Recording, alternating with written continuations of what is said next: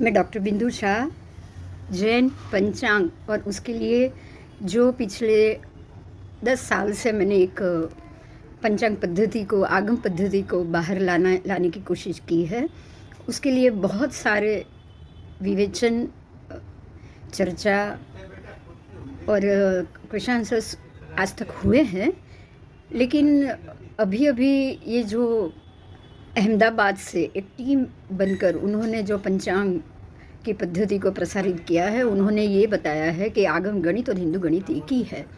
और ये खास करके बिंदु जी और कृपा बुद्धि जी महात्मा ने जो पंचांग बनाया है वो उनको उनकी पद्धति आगम से बिल्कुल सेट नहीं हो रही है। इस तरह से जो उन्होंने प्रत्याघात दिए हैं, ना ही वो चर्चा के लिए तैयार है, ना ही उनको सामने आना है, ना ही उनको अपना नाम बताना है। तो मुझे यही ठीक लग रहा है और मैं यही डिसीज़न ले रही हूँ, वीडियो रिकॉर्ड कर रही हूँ। आप सबको सिर्फ इतना ही बताना चाहती हूँ कि अगर आपको अगर पता है आगम गणित क्या है तो आप सामने आओ और हमसे बात करो, चर्चा करो। हमें कोई झगड़ा नहीं करना है। अगर आपको कोई हमारे पंचांग में जवाब नहीं मिल रहा है तो आप सामने लेटर लिखो, पंचांग के अपने ही बुक में किसी और के नाम लिखकर उसको झूठ साबित करने की कोशिश आप ना करें। और अगर की तो फिर हमारी तरफ से जवाब देने की भी आप पूरी तैयारी रखो। मैं इसके साथ कुछ पेज भी भेज रही हूँ, उनके नाम एड्रेस भी भेज रही हूँ और मैं ये वीडियो बाहर अपलोड कर रही हूँ। अगर आप बात करना चाहते हो तो सामने आओ। मैं चाहती हूँ कि सामने आए। इसके पीछे मास्टरमाइंड कौन है मैं ये जानना चाहती हूँ। जैन समाज और जैन समाज के इतने सारे आमना है, एक आमना है दूसरे आमना का पंचांग या उसकी पद्धति को बंद कराना चाहेगा, या फिर ये चाहेगा कि ये बात बाहर ही ना आए कि आजकल जो हिंदू पंचांग की पद्धति से गणित हो रहा है वो गलत है, आगम गणित अलग ही है और जैनों को आगम गणित पे आना ही चाहिए। अगर इस बात के लिए आप विरोध कर रहे हो, विरुद्ध जा रहे हो, तो हम लोगों की तरफ से भी जवाब देने की आपको पूरी तैयारी रखनी पड़ेगी। और जो कुछ भी लिखना चाहो, बिना नाम बेनाम अगर आपने कुछ भी लिखने की हिम्मत की है तो ये कोई सही है ही नहीं, ये तरीका ही सही नहीं, ये ज्ञानी का तरीका ही नहीं होता। सिर्फ ये सब जान सके जानकारी के लिए मैं ये वीडियो अपलोड कर रही हूँ। अगर अभी भी आप चाहते हो कि आप जानते हो, आपको आगम गणित पता है, तो आओ सामने। आगम गणित हिंदू गणित कभी भी एक नहीं है। अगर आपने सूर्य प्रज्ञप्ति आगम और जम्बूद्वीप प्रज्ञप्ति आगम पढ़ा होगा तब मालूम पड़ेगा आपको कि आगम गणित क्या है। और परमात्मा ने तभी भी 25 प्रकार के प्रचलित है सब बताया हुआ है। अगर आप ये कहोगे कि ये एक है तो उसके लिए आपको प्रूफ देना पड़ेगा, जवाब देना पड़ेगा। और किसी और का नाम आप अपनी किताब में ऐसे नहीं लिख सकते हो, वो भी बेनाम बन के। तो अगर आपको नाम लिखने की हिम्मत है तो आपको अपना नाम लिखने की भी हिम्मत बतानी पड़ेगी। मैं चाहती हूँ आप लोग सामने आओ और मेरा कांटेक्ट करो। जय जिनेंद्र। हेलो, जय जिनेंद्र। जय जिनेंद्र। जो हमारा जो लास्ट क्लास में चला था, विजय राजा जो सम्यक दर्शन की उनकी परीक्षा हो रही है, देव किस तरह से परीक्षा ले रहे हैं, नागराज बनके नाग कुमार देव आए हैं जो बहुत ही क्रोधातुर है और राजा से उनको कुछ भी करके मिथ्यात्व का पालन कराना है। लेकिन राजा भी बहुत ही सम्यकत्व में दृढ़ है। सम्यकत्व में दृढ़ होने के कारण एक सबसे बड़ा संकित जीव को ये फ़ायदा होता है कि उसका मन बहुत ही मजबूत हो जाता है। जितना आपका सम्यकत्व दृढ़ होगा ना, आपका मन अपने आप मजबूत हो जाए। मेरू चले पर मुनिवर ना चढ़, मतलब उनका मन ना चले। मेरू एक बार चलित हो सकता है लेकिन सम्यक दृष्टि जीव का मन चलित नहीं हो सकता। इतनी बड़ी सम्यक दृष्टि की ताकत होती। ये जैसे जैसे आप सम्यक दर्शन में मक्कम होते जाओगे, पता है कि ये संसार झूठा है, पता है कि कर्म सब अपने अपने जीव अपने अपने हिसाब से कर्म को भोग रहे हैं। हाँ, तो ये पता है, ये बात सबको सम्यकदर्शी को पता है। पता होने के कारण अगर जैसे श्रेणिक राजा, उनको पता था कि उनको नारकी जाना ही पड़ेगा, तो वो इतने मजबूत होके उनके मन को मजबूत बना देता है क्योंकि वो सम्यकदर्शी हो गए हैं। तो नरक में हुए सभी तकलीफ और दुख को भी वो बिल्कुल निश्चल होके सह पाए। ऐसे ही ये राजा पता है, सम्यकदर्शी है और ये चरम भवी है, तो कर्म को भोगना है वो जानते हैं। कर्म को ही भुगत रहा हूँ, इसलिए कोई पत्नी पुत्र मेरा नहीं है, सब अपनी अपनी आयुष्य के अधीन है। अगर मेरी पत्नी पुत्र का आयुष्य खत्म होने वाला होगा तो ही वो नागराज उनको मृत्यु दे पाएगा। देखो, नागराज के खाली बोलने से कि मैं ये कर दूंगा कुछ नहीं होगा, क्योंकि वो सम्यकदर्शी है, वो जानते हैं अगर वो दोनों की आयु खत्म हो गई होगी तो मैं भी उसको रोक नहीं पाऊंगा। बात समझ में आ रही है? जितना सम्यक दर्शन दृढ़ है मनुष्य का मन, उतना ही दृढ़ मजबूत होता जाता है। वो हमेशा हर पल यही सोचता है कोई कुछ नहीं कर सकता, किसी की भी आयु को कोई एक दिन भी नहीं बढ़ा सकता। ना कोई एक्सरसाइज, ना कोई ग्रह, ना कोई रत्न, ना कोई स्टोन, कुछ नहीं, ना कोई दवा दारू और ना ही कोई तंत्र मंत्र। बात समझ में आ रही है मेरी? मैम एक डाउट है। हाँ बोलो। कि फिर हम लोग अगर कुछ हुआ, बीमार हुआ, तो फिर हम लोग हॉस्पिटल वगैरह क्यों लेके जाते हैं? वो हमें नहीं पता है ना कि आयुष्य पूरा हो गया है। आपको नहीं पता है कि आयुष्य पूरा हो गया है, आपको ये नहीं मालूम। बीमारी तो 1000 बार बीमार होगा आदमी 100 साल के अंदर। आपको थोड़ी पता है कि भी टाइम आ गया है कुछ। अगर 20 साल की आयु बाकी है, पैरालिटिक अटैक वाले को आप देखते हो 20-20 साल तक पथारी में पड़ा रहता है। वो तो है। तो वो भी कर्म के ही अधीन है। तब उसने भी वही सोचा होगा, जाने दो, कुछ नहीं है, मेरे को कोई दवा नहीं करानी। उसको 20 साल पथारी में रहना होगा तो वो यही सोचेगा।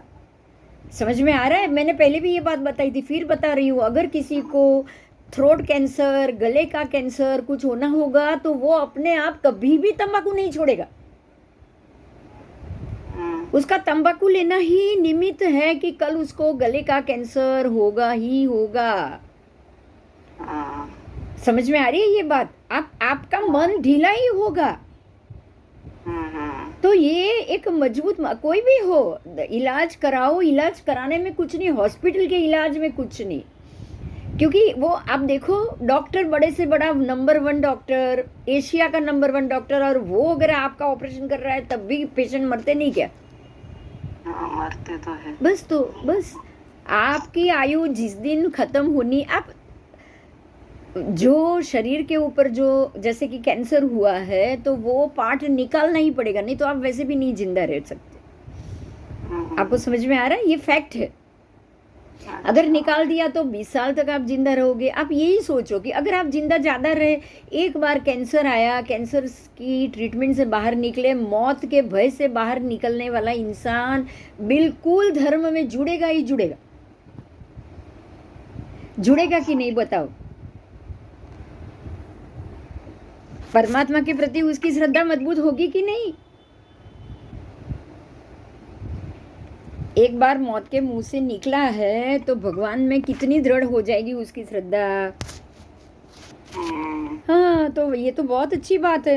ये तो फिर आप धीरे धीरे वैरागी भी होते जाओगे कि भाई मैं तो मरते मरते बचाओ, अब तो जितने साल मुझे मिले सब सत्कर्म में लगा दो। करेगा कि नहीं बोलो?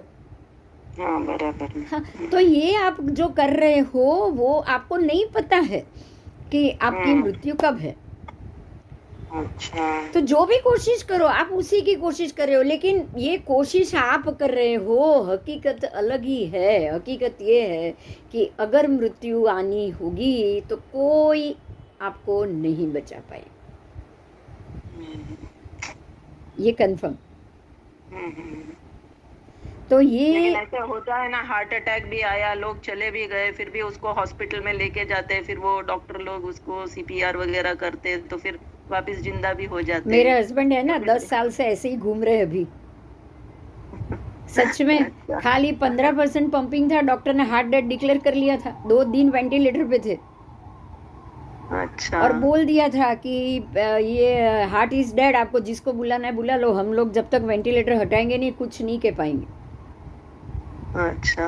और 36 घंटे के बाद थोड़ा वेंटिलेटर कम किया, हटाएंगे तो नहीं ऐसे, क्योंकि मालूम ही नहीं है कि ये जिंदा है कि नहीं, वेंटिलेटर पे थे। तो धीरे धीरे कम किया और 2 दिन बाद उठे। आज 10 साल हो गए। अरे अच्छा तो अच्छा। ये एक आपके आपके लिए अब इनकी आयु बाकी थी, बाकी है। हाँ। तो ये तकनीक से वो वहां से निकल गए, घात से बाहर आ गए। घात से बाहर आना, इलाज हम घात के लिए कर रहे हैं। हमको पता ही है ना कि मरने वाले, बोलो सबको मालूम है ना एक बार मरने वाले, फिर भी इलाज क्यों कर रहे हो कि अगर थोड़े से निकल गए तो निकल गए, नसीब अपना।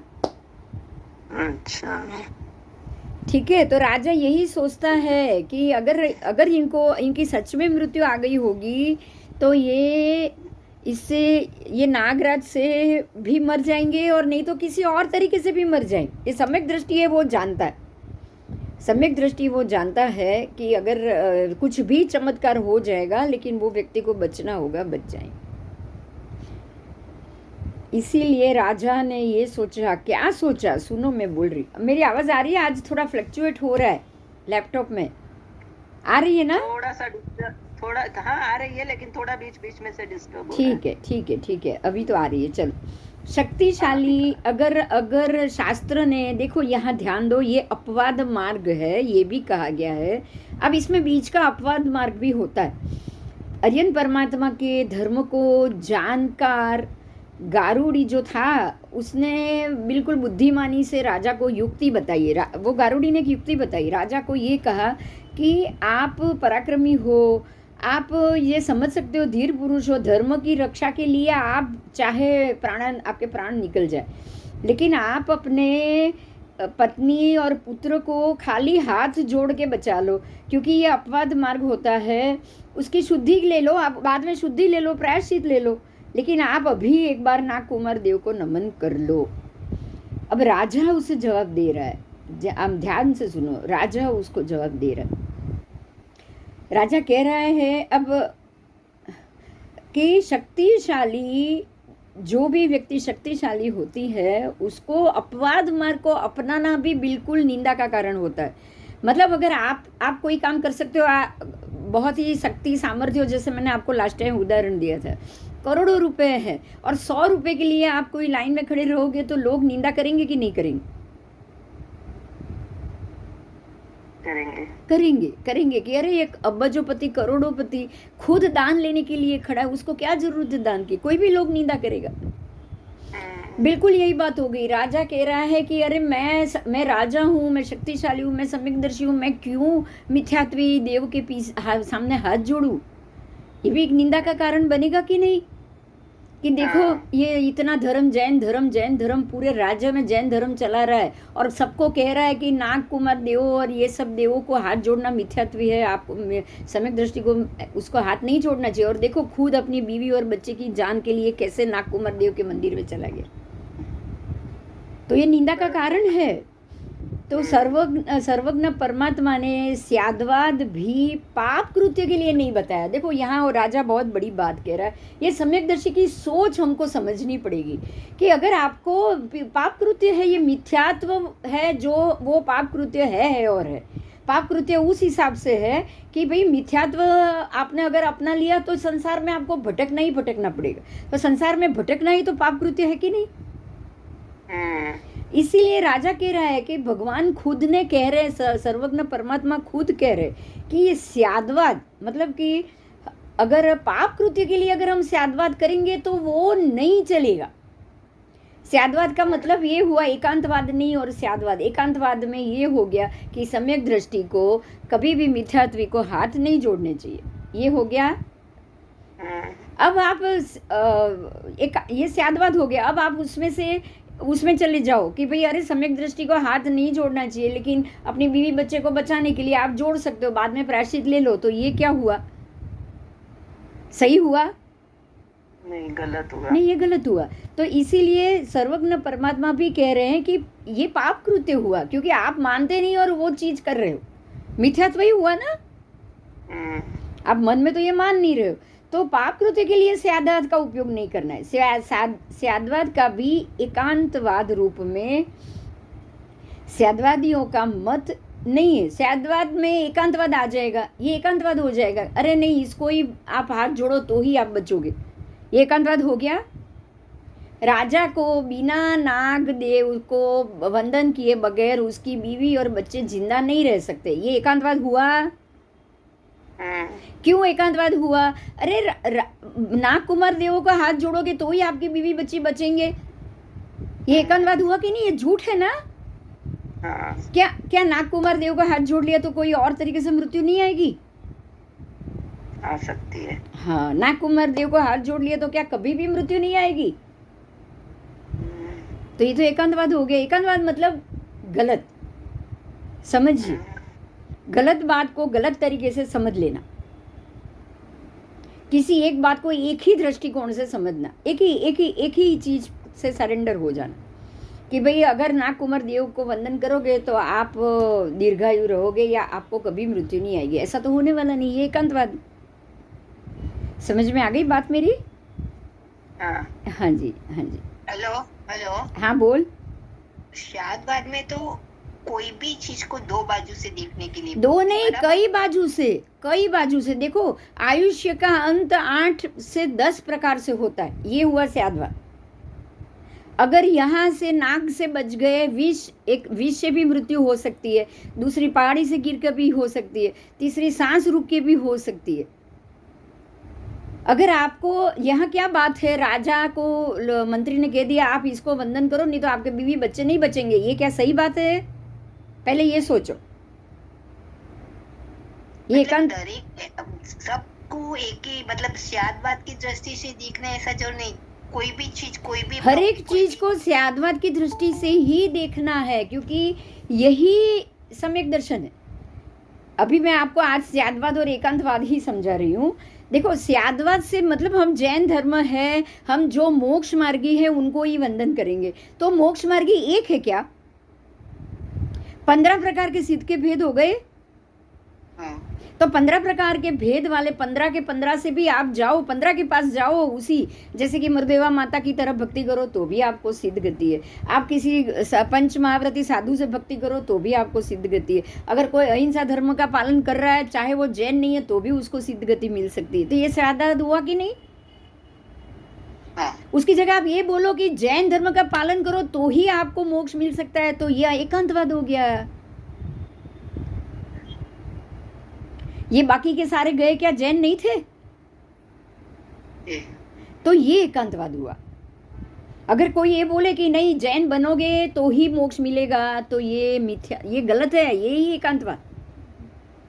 जैन धर्म ने ही शादवाद का सिद्धांत तो जैन धर्म ने दिया है, लेकिन जैन धर्म का पालन करो तो ही मोक्ष, तो ये गलत है ना। आपने लिमिट बना दी ना। बराबर, आपने लिमिट कर दिया। आप बोलो कि अहिंसा धर्म का पालन करोगे तो मोक्ष होगा ही होगा, फिर आप कोई भी धर्म में हो।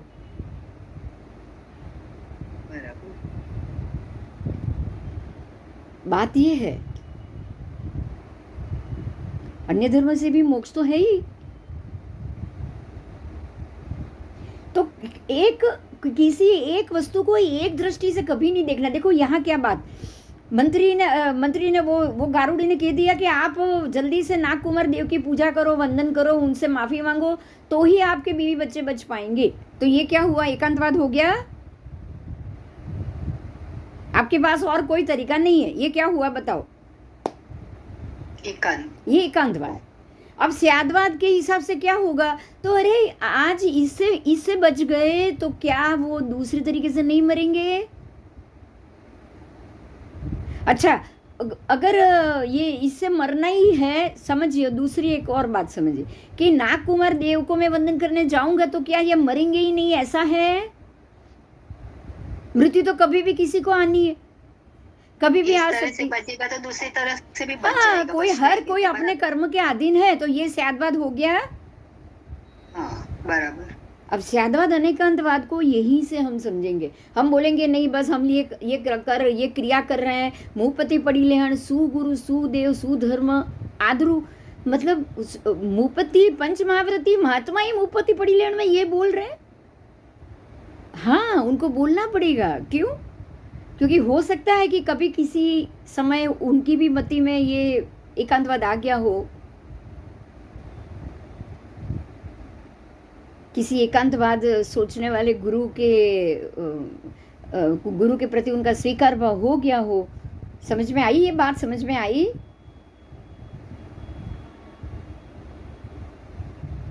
हाँ। मिथ्यात्व कैसे लगा? जैसे मरीचि की बात कर रहे हैं, मरीचि की बात कर, उसने क्या कहा कि धर्म कहा, तो कपिल ने पूछा तुरंत, धर्म क्या आप धर्म नहीं कर रहे हो? क्या आपसे मुझे धर्म नहीं मिलेगा?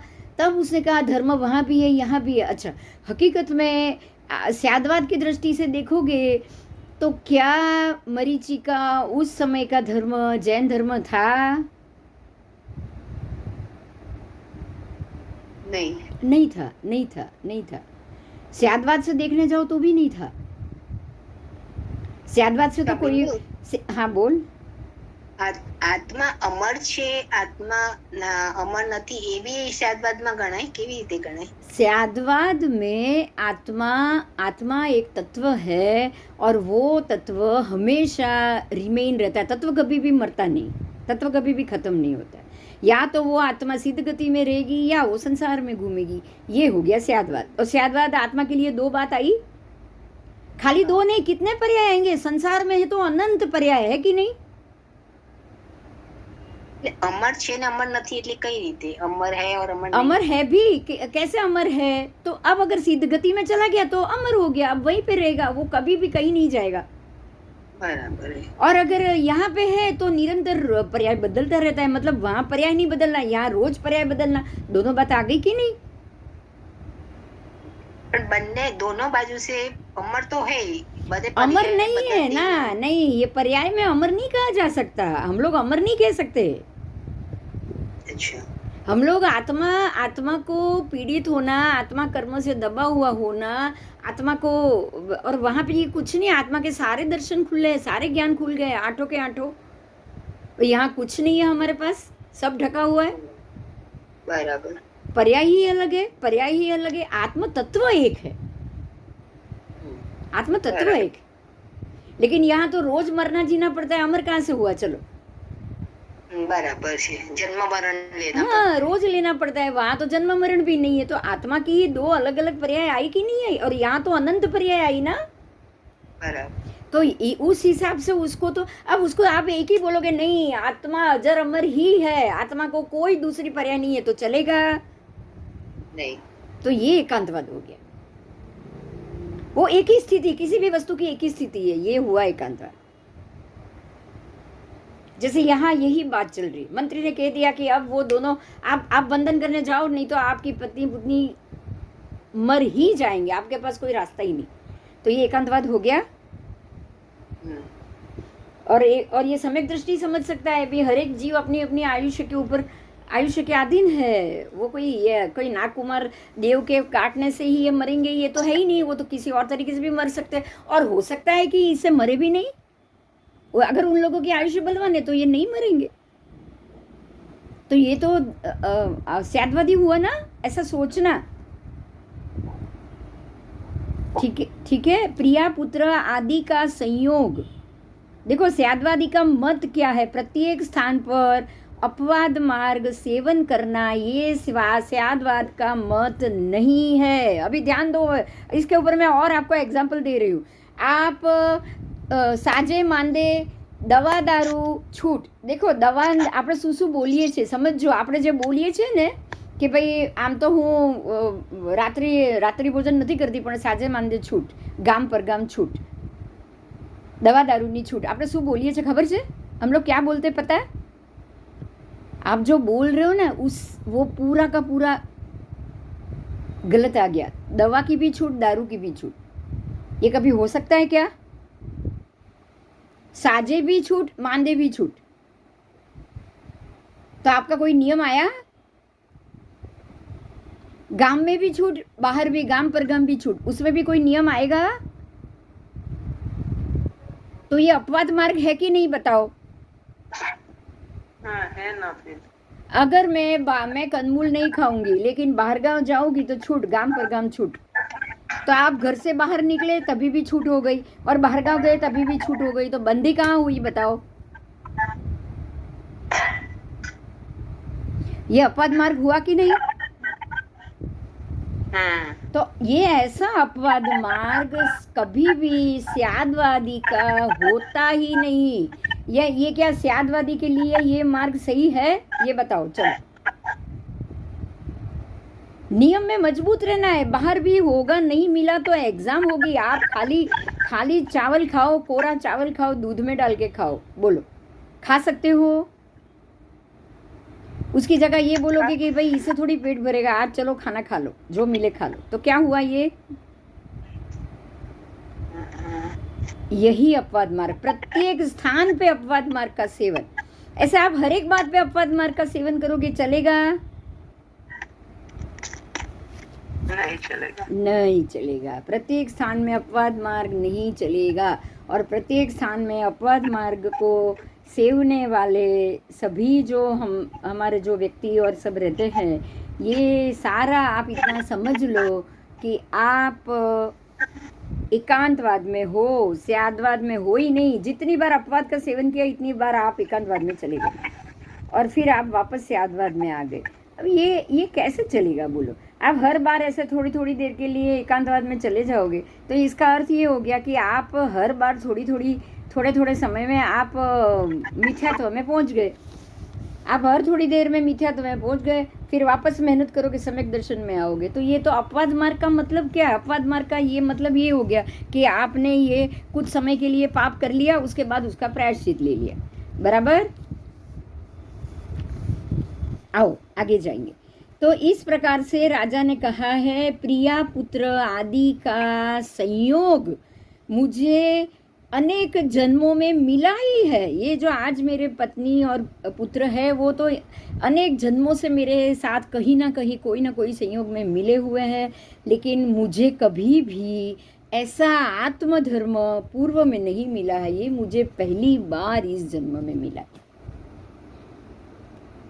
ये संसार देखो, हम कभी कभी सोचते हैं व्यक्ति अपने ही बारे में सोचे तो स्वार्थी है, लेकिन संसार ही स्वार्थी। आप ये संसार के सुख के बारे में सोचोगे तो आप खुद स्वार्थी बनोगे। अगर आप ये संसार के सुख के ऊपर जाने की बात सोचोगे तो आप कभी भी स्वार्थी नहीं कहलाओ। बराबर? तो यहाँ पे ये बात है, राजा कह रहा है कि अरे ये तो बहुत बार। नूतन बिन आप थोड़ी आवाज धीमी कर लो, क्योंकि आवाज आ रही है बहुत। जब भी बोलना। हाँ हाँ हाँ ठीक है, अभी नहीं आ रही, कोई बात। अब अभी भी चले जाए उसे स्वीकार करूंगा। देखो, अगर प्रिया पुत्र आदि से भी अधिक प्रिय प्राण है, हर एक आज अगर कसौटी की बारी आए, अगर कोई बोले कि प्रिया पुत्र और आप तीन में से मैं किसको बचाऊं, एक को बचा सकता हूं, तो आप कोई भी जीव खुद को ही बचाने का सोचेगा, क्योंकि हर एक को प्राण प्रिय होता है। तो यहाँ प्राण को प्रिय नहीं करना है, यहाँ आत्मधर्म को प्रिय करना है। सम्यक दृष्टि क्या कर रहा है पता है? आत्मधर्म को प्रिय कर रहा है, उसको प्राण की चिंता नहीं। प्राण तो इनके ये दोनों के बाद उसका राजा का नंबर आने वाला ही था। राजा वो जो नाग कुमार देव है, पत्नी को मारेगा, पुत्र को मारेगा, बाद में राजा को तो मारने वाला ही था। वो राजा अपने प्राण बचाने के लिए ऐसा नहीं कर रहे, लेकिन राजा अपने आत्मा को बचाने के लिए जरूर ऐसा कर रहे। प्रिया पुत्रादि के संयोग के लिए आत्मधर्म का त्याग करना बिल्कुल भी योग्य नहीं है। तो अब ये कह रहे हैं कि आत्मा એટલે सम्यक तो आत्मधर्म, आत्मा की मुक्ति का धर्म। आप आज राजा समकीति जीव कहाँ चल रहा है? आत्मधर्म में, आत्मा को मोक्ष कराने के धर्म पे चल रहा है। बराबर? समकीति जीव का काम क्या है? आत्मा को बचाना या आत्मा को दुख के डूंगर के नीचे डांटना? बचाना। सम्यक दर्शन का मतलब क्या है कि मुझे सच्चा ज्ञान हो चुका है, मैं मेरी आत्मा को ये भव परंपरा से बाहर निकलना चाहता हूँ। तो अब भव परंपरा से जब बाहर निकलने का समय आया, तो जो भव परंपरा के संबंध है वो आपको खींचने की कोशिश करेंगे, तब आपको कैसा रहना पड़ेगा? आत्मा धर्म में मक्कम रहना पड़ेगा कि नहीं? जब संसार के परिबल आपको खींचे, तब आपको कैसा करना पड़ेगा? सोचो। हर एक दीक्षा लेने वाला घर से छूटेगा तो ही दीक्षा ले पाएगा ना। घर के लोगों से छूट रहा है ना, वो किससे छूट रहा है? आपको वैराग्य किससे आता है? घर के लोगों से, घर की स्थिति से, या संसार की स्थिति से? सबसे वैराग्य आता है कि नहीं?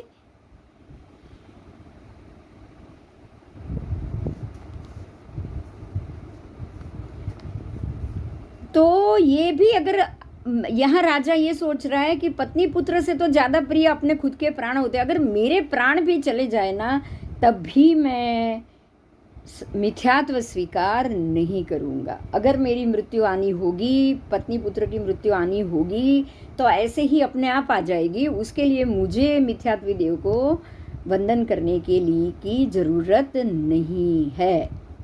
ठीक है, तो उसने कह दिया गारुड़ी को, अगर तेरे में शक्ति है तो तू सबको जो दवाई करना है कर। देखो ध्यान दो, जैसे हम डॉक्टर के पास जाते हैं, राजा भी मंत्र तंत्र का प्रयोग ले रहा है, राजा भी औषधि का प्रयोग ले रहा है। नूतन जी, आपने पूछा था ना क्वेश्चन, इलाज करना चाहिए कि नहीं? आपने पूछा था। तो सम्यक दर्शी हो क्या है, उसका अर्थ ये नहीं कि आप दूसरा इलाज ना करो। डॉक्टर के पास जाना मिथ्यात्व नहीं है, मंत्र तंत्र के पास जाना भी मिथ्यात्व नहीं है। तांत्रिक गारुड़ी मंत्र, हाथ सर्प उतारने का मंत्र होता है, वो मिथ्यात्व नहीं है। आप मंत्र उतारो या मणि से करो, मणि जो होता है उसको पानी में डालो और वो पिलाओ, ये भी कोई मिथ्यात्व नहीं। अच्छा, हाँ वही थोड़ा डाउट था। हाँ, ये मिथ्यात्व नहीं है, ये आपकी कोशिश है। तो ऑपरेशन कराना भी मिथ्यात्व नहीं है, दवा खाने जाना, डॉक्टर के पास जाना मिथ्यात्व नहीं। अच्छा, हाँ, मगर इसके लिए अन्य देवी देवता के चरणों में जाना, जो ये संसार वृद्धि के कारण है, संसार वृद्धि के कारण में आपको नहीं जाना है। बस आपको अपनी सोच को वहां तक सीमित रखना है, आपको वो कारण में नहीं जाना। तो एक जातनो राग ज थयो ने। नहीं, कहाँ से राग हुआ? आप वो व्यक्ति को बचा रहे हो। राग होगा, अगर राग होता ना, वो व्यक्ति के प्रति राग होता तो राजा कब से नागकुमार देव के शरण में नहीं गया होता। देखो, अब यहाँ एक और एग्जाम्पल दे रही हूँ, समझ में आ जाएगा। रामचंद्र और लक्ष्मण, रामचंद्र भी उसी भव में मोक्ष गए, मतलब वो भी उनका वो समकिति थे, फिर भी पूरा युद्ध हुआ कि नहीं हुआ? फिर भी लक्ष्मण को बचाने के लिए, नागपाश से बचाने के लिए, संजीवनी विद्या के लिए उन्होंने हनुमान को संजीवनी पर्वत भेजा कि नहीं भेजा दवाई के लिए? बोलो। फिर अब समकीर्ति थे, चरम भवी थे, सब छोड़ चुके थे, राग तो सब छोड़ चुके थे, तो फिर सीता को भी छोड़ देते कि भी चलो गई है, उसका नसीब छोड़ा है उन्होंने, छोड़ा, क्योंकि वो धर्म है।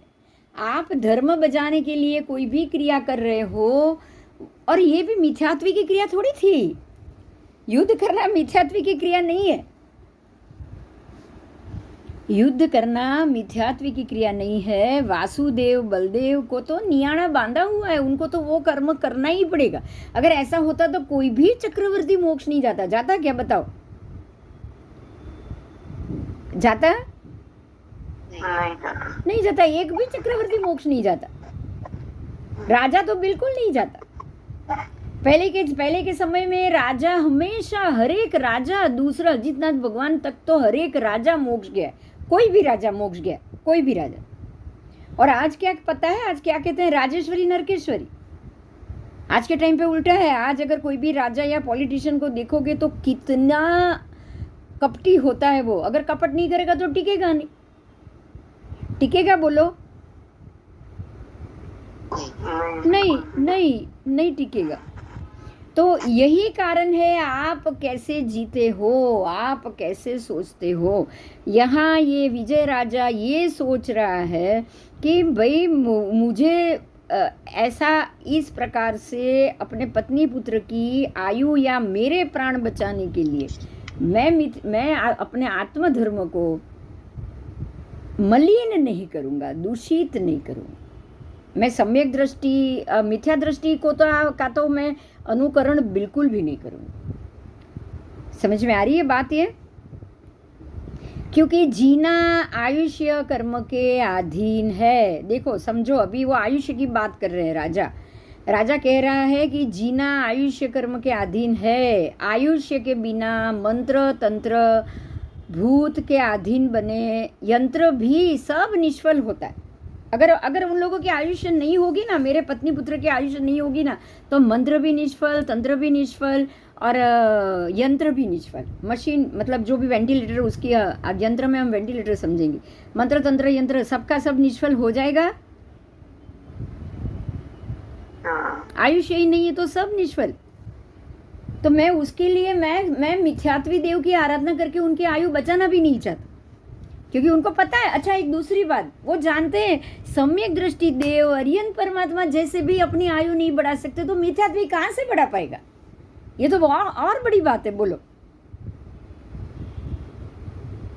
बढ़ा पाएगा?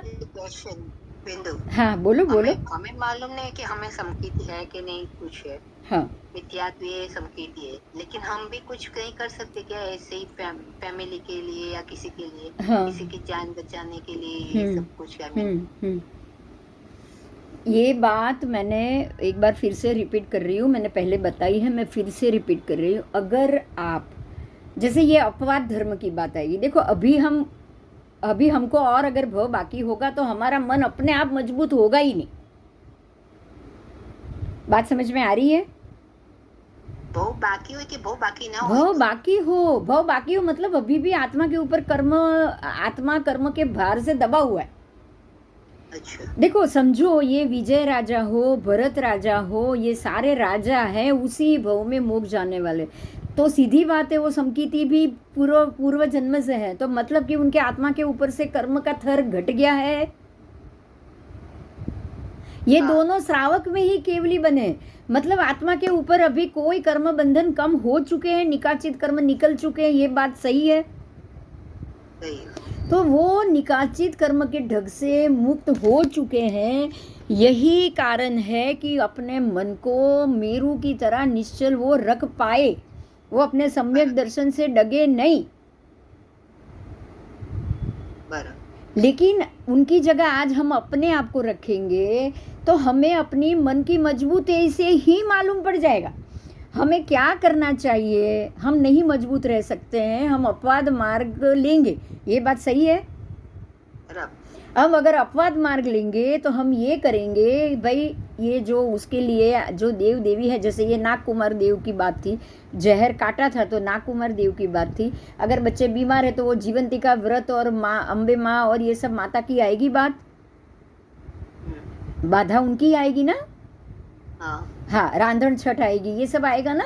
जो हम अतिचार लेते हैं, ये सबका अतिचार हम क्यों लेते? चलो, रांधन छठ, सील सातमी, ओली नवमी, ध्रुव अष्टमी, ये तो सब हमारे लिए तो है ही नहीं ना।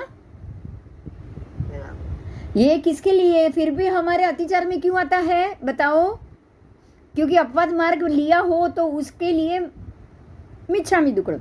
अगर मैंने अपवाद मार्ग ले लिया हो अपने बच्चों के लिए या फैमिली के लिए, तो उसके लिए मुझे मिच्छामि दुक्कडम। तो मैंने क्या किया, जैसे ये राजा को गारुड़ी ने समझाया था कि अरे भाई मैं वंदन कर लेता हूँ, उनको माफ़ी मांग लेता हूँ और बोल देता हूँ कि मैंने आपको ये व्रत किया है और मैंने आपको ये प्रसाद और ये चढ़ाया, आप मेरे बच्चे की सुखाकारी करो। और ये आप ये भी मन में प्रायश्चित लो प्रतिक्रमण में कि ये मैंने सिर्फ मेरे बच्चे के लिए किया है, क्योंकि बच्चे की किसी भी बच्चों की आयुष्य के लिए ऐसे माताओं का हाथ जोड़ना, नमन करना काम करता है। तो मैंने इसके लिए किया है, बाकी मैं मोक्ष चाहता हूँ, मुझे इसके लिए मोक्ष मार्ग ही चाहिए और मैं इसके लिए जिनेंद्र परमात्मा के अलावा किसी और को परमात्मा के रूप में स्वीकार नहीं करूँगा। तो ये अपवाद मार्ग हुआ।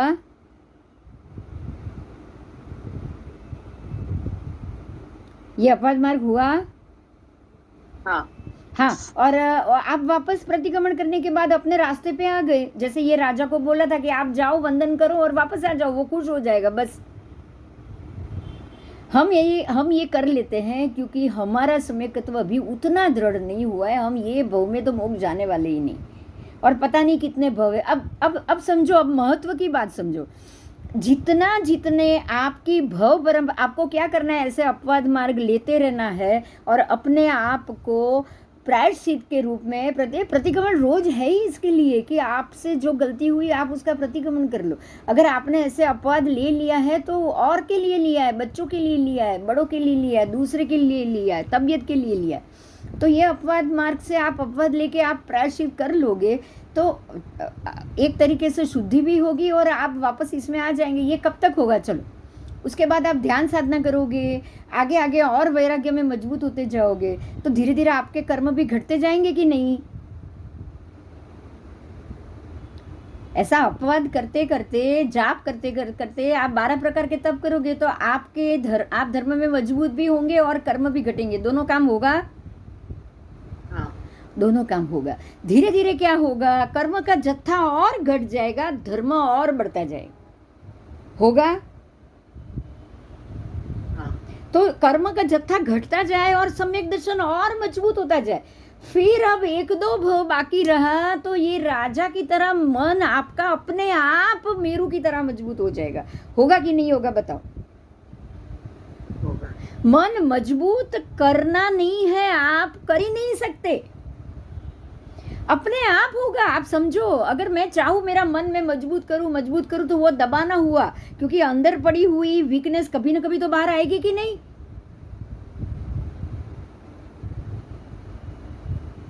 ऐसे मैं मजबूत करूँ, मैं नहीं ये करूँ ही नहीं, मैं जिद करके स्ट्रांग बन के रहूँ तो कब तक रह पाऊंगी? अंदर का कर्म दबा हुआ पड़ा होगा तो क्या मैं रह पाऊंगी? नहीं रह पाऊंगी।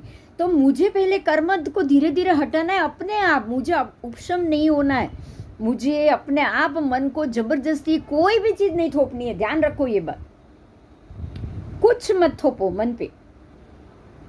ये सोचो कि भाई करो, धीरे धीरे होगा, कोई बात नहीं, होगा। आज मैंने ये चीज के लिए ये काम नहीं किया है तो मैं उसके लिए माफी मांग लेती हूँ और परमात्मा से कहती हूँ कि भाई आगे मुझे और आप इस मामले में मजबूत बनाओ।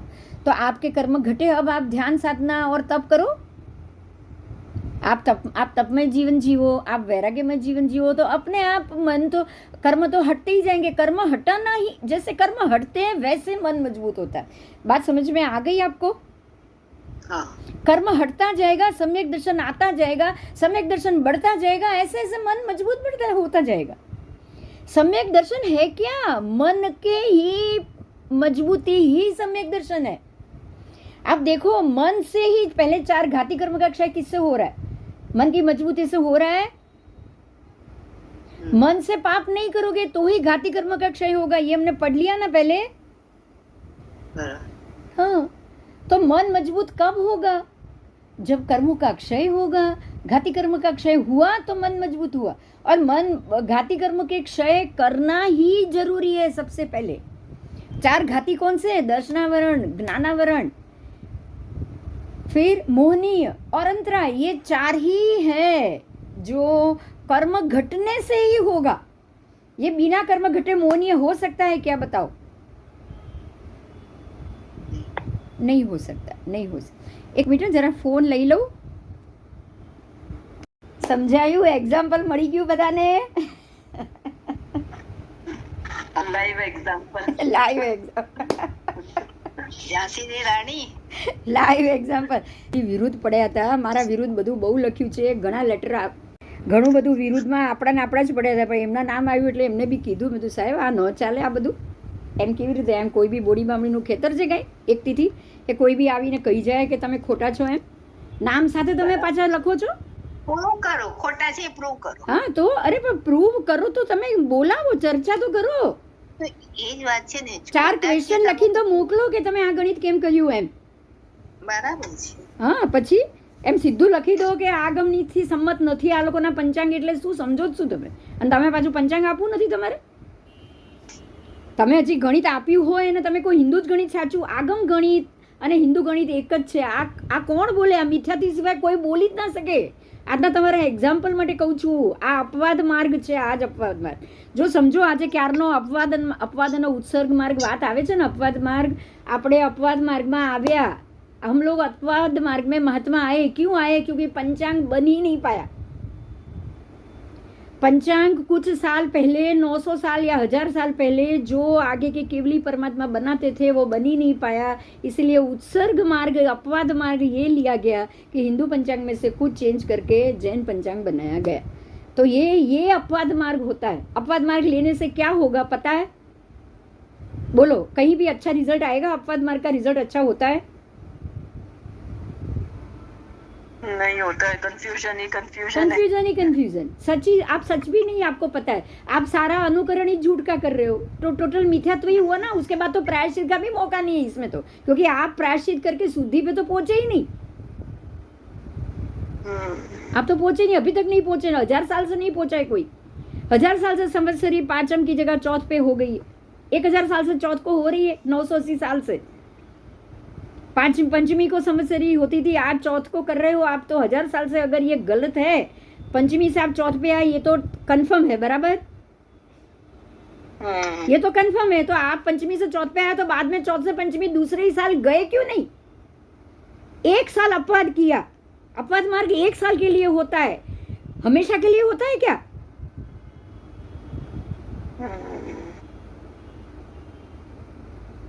पहले साल अपवाद मार्ग लिया गया कि चलो राजा को नहीं हो रहा है, राजा एक दिन चल जल्दी जा रहे, तो राजा को संवत्सरी करानी है, हम सब लोग एक दिन जल्दी करेंगे। तो दूसरे साल यही अपवाद कैसे चालू हो सकता है? हो सकता है?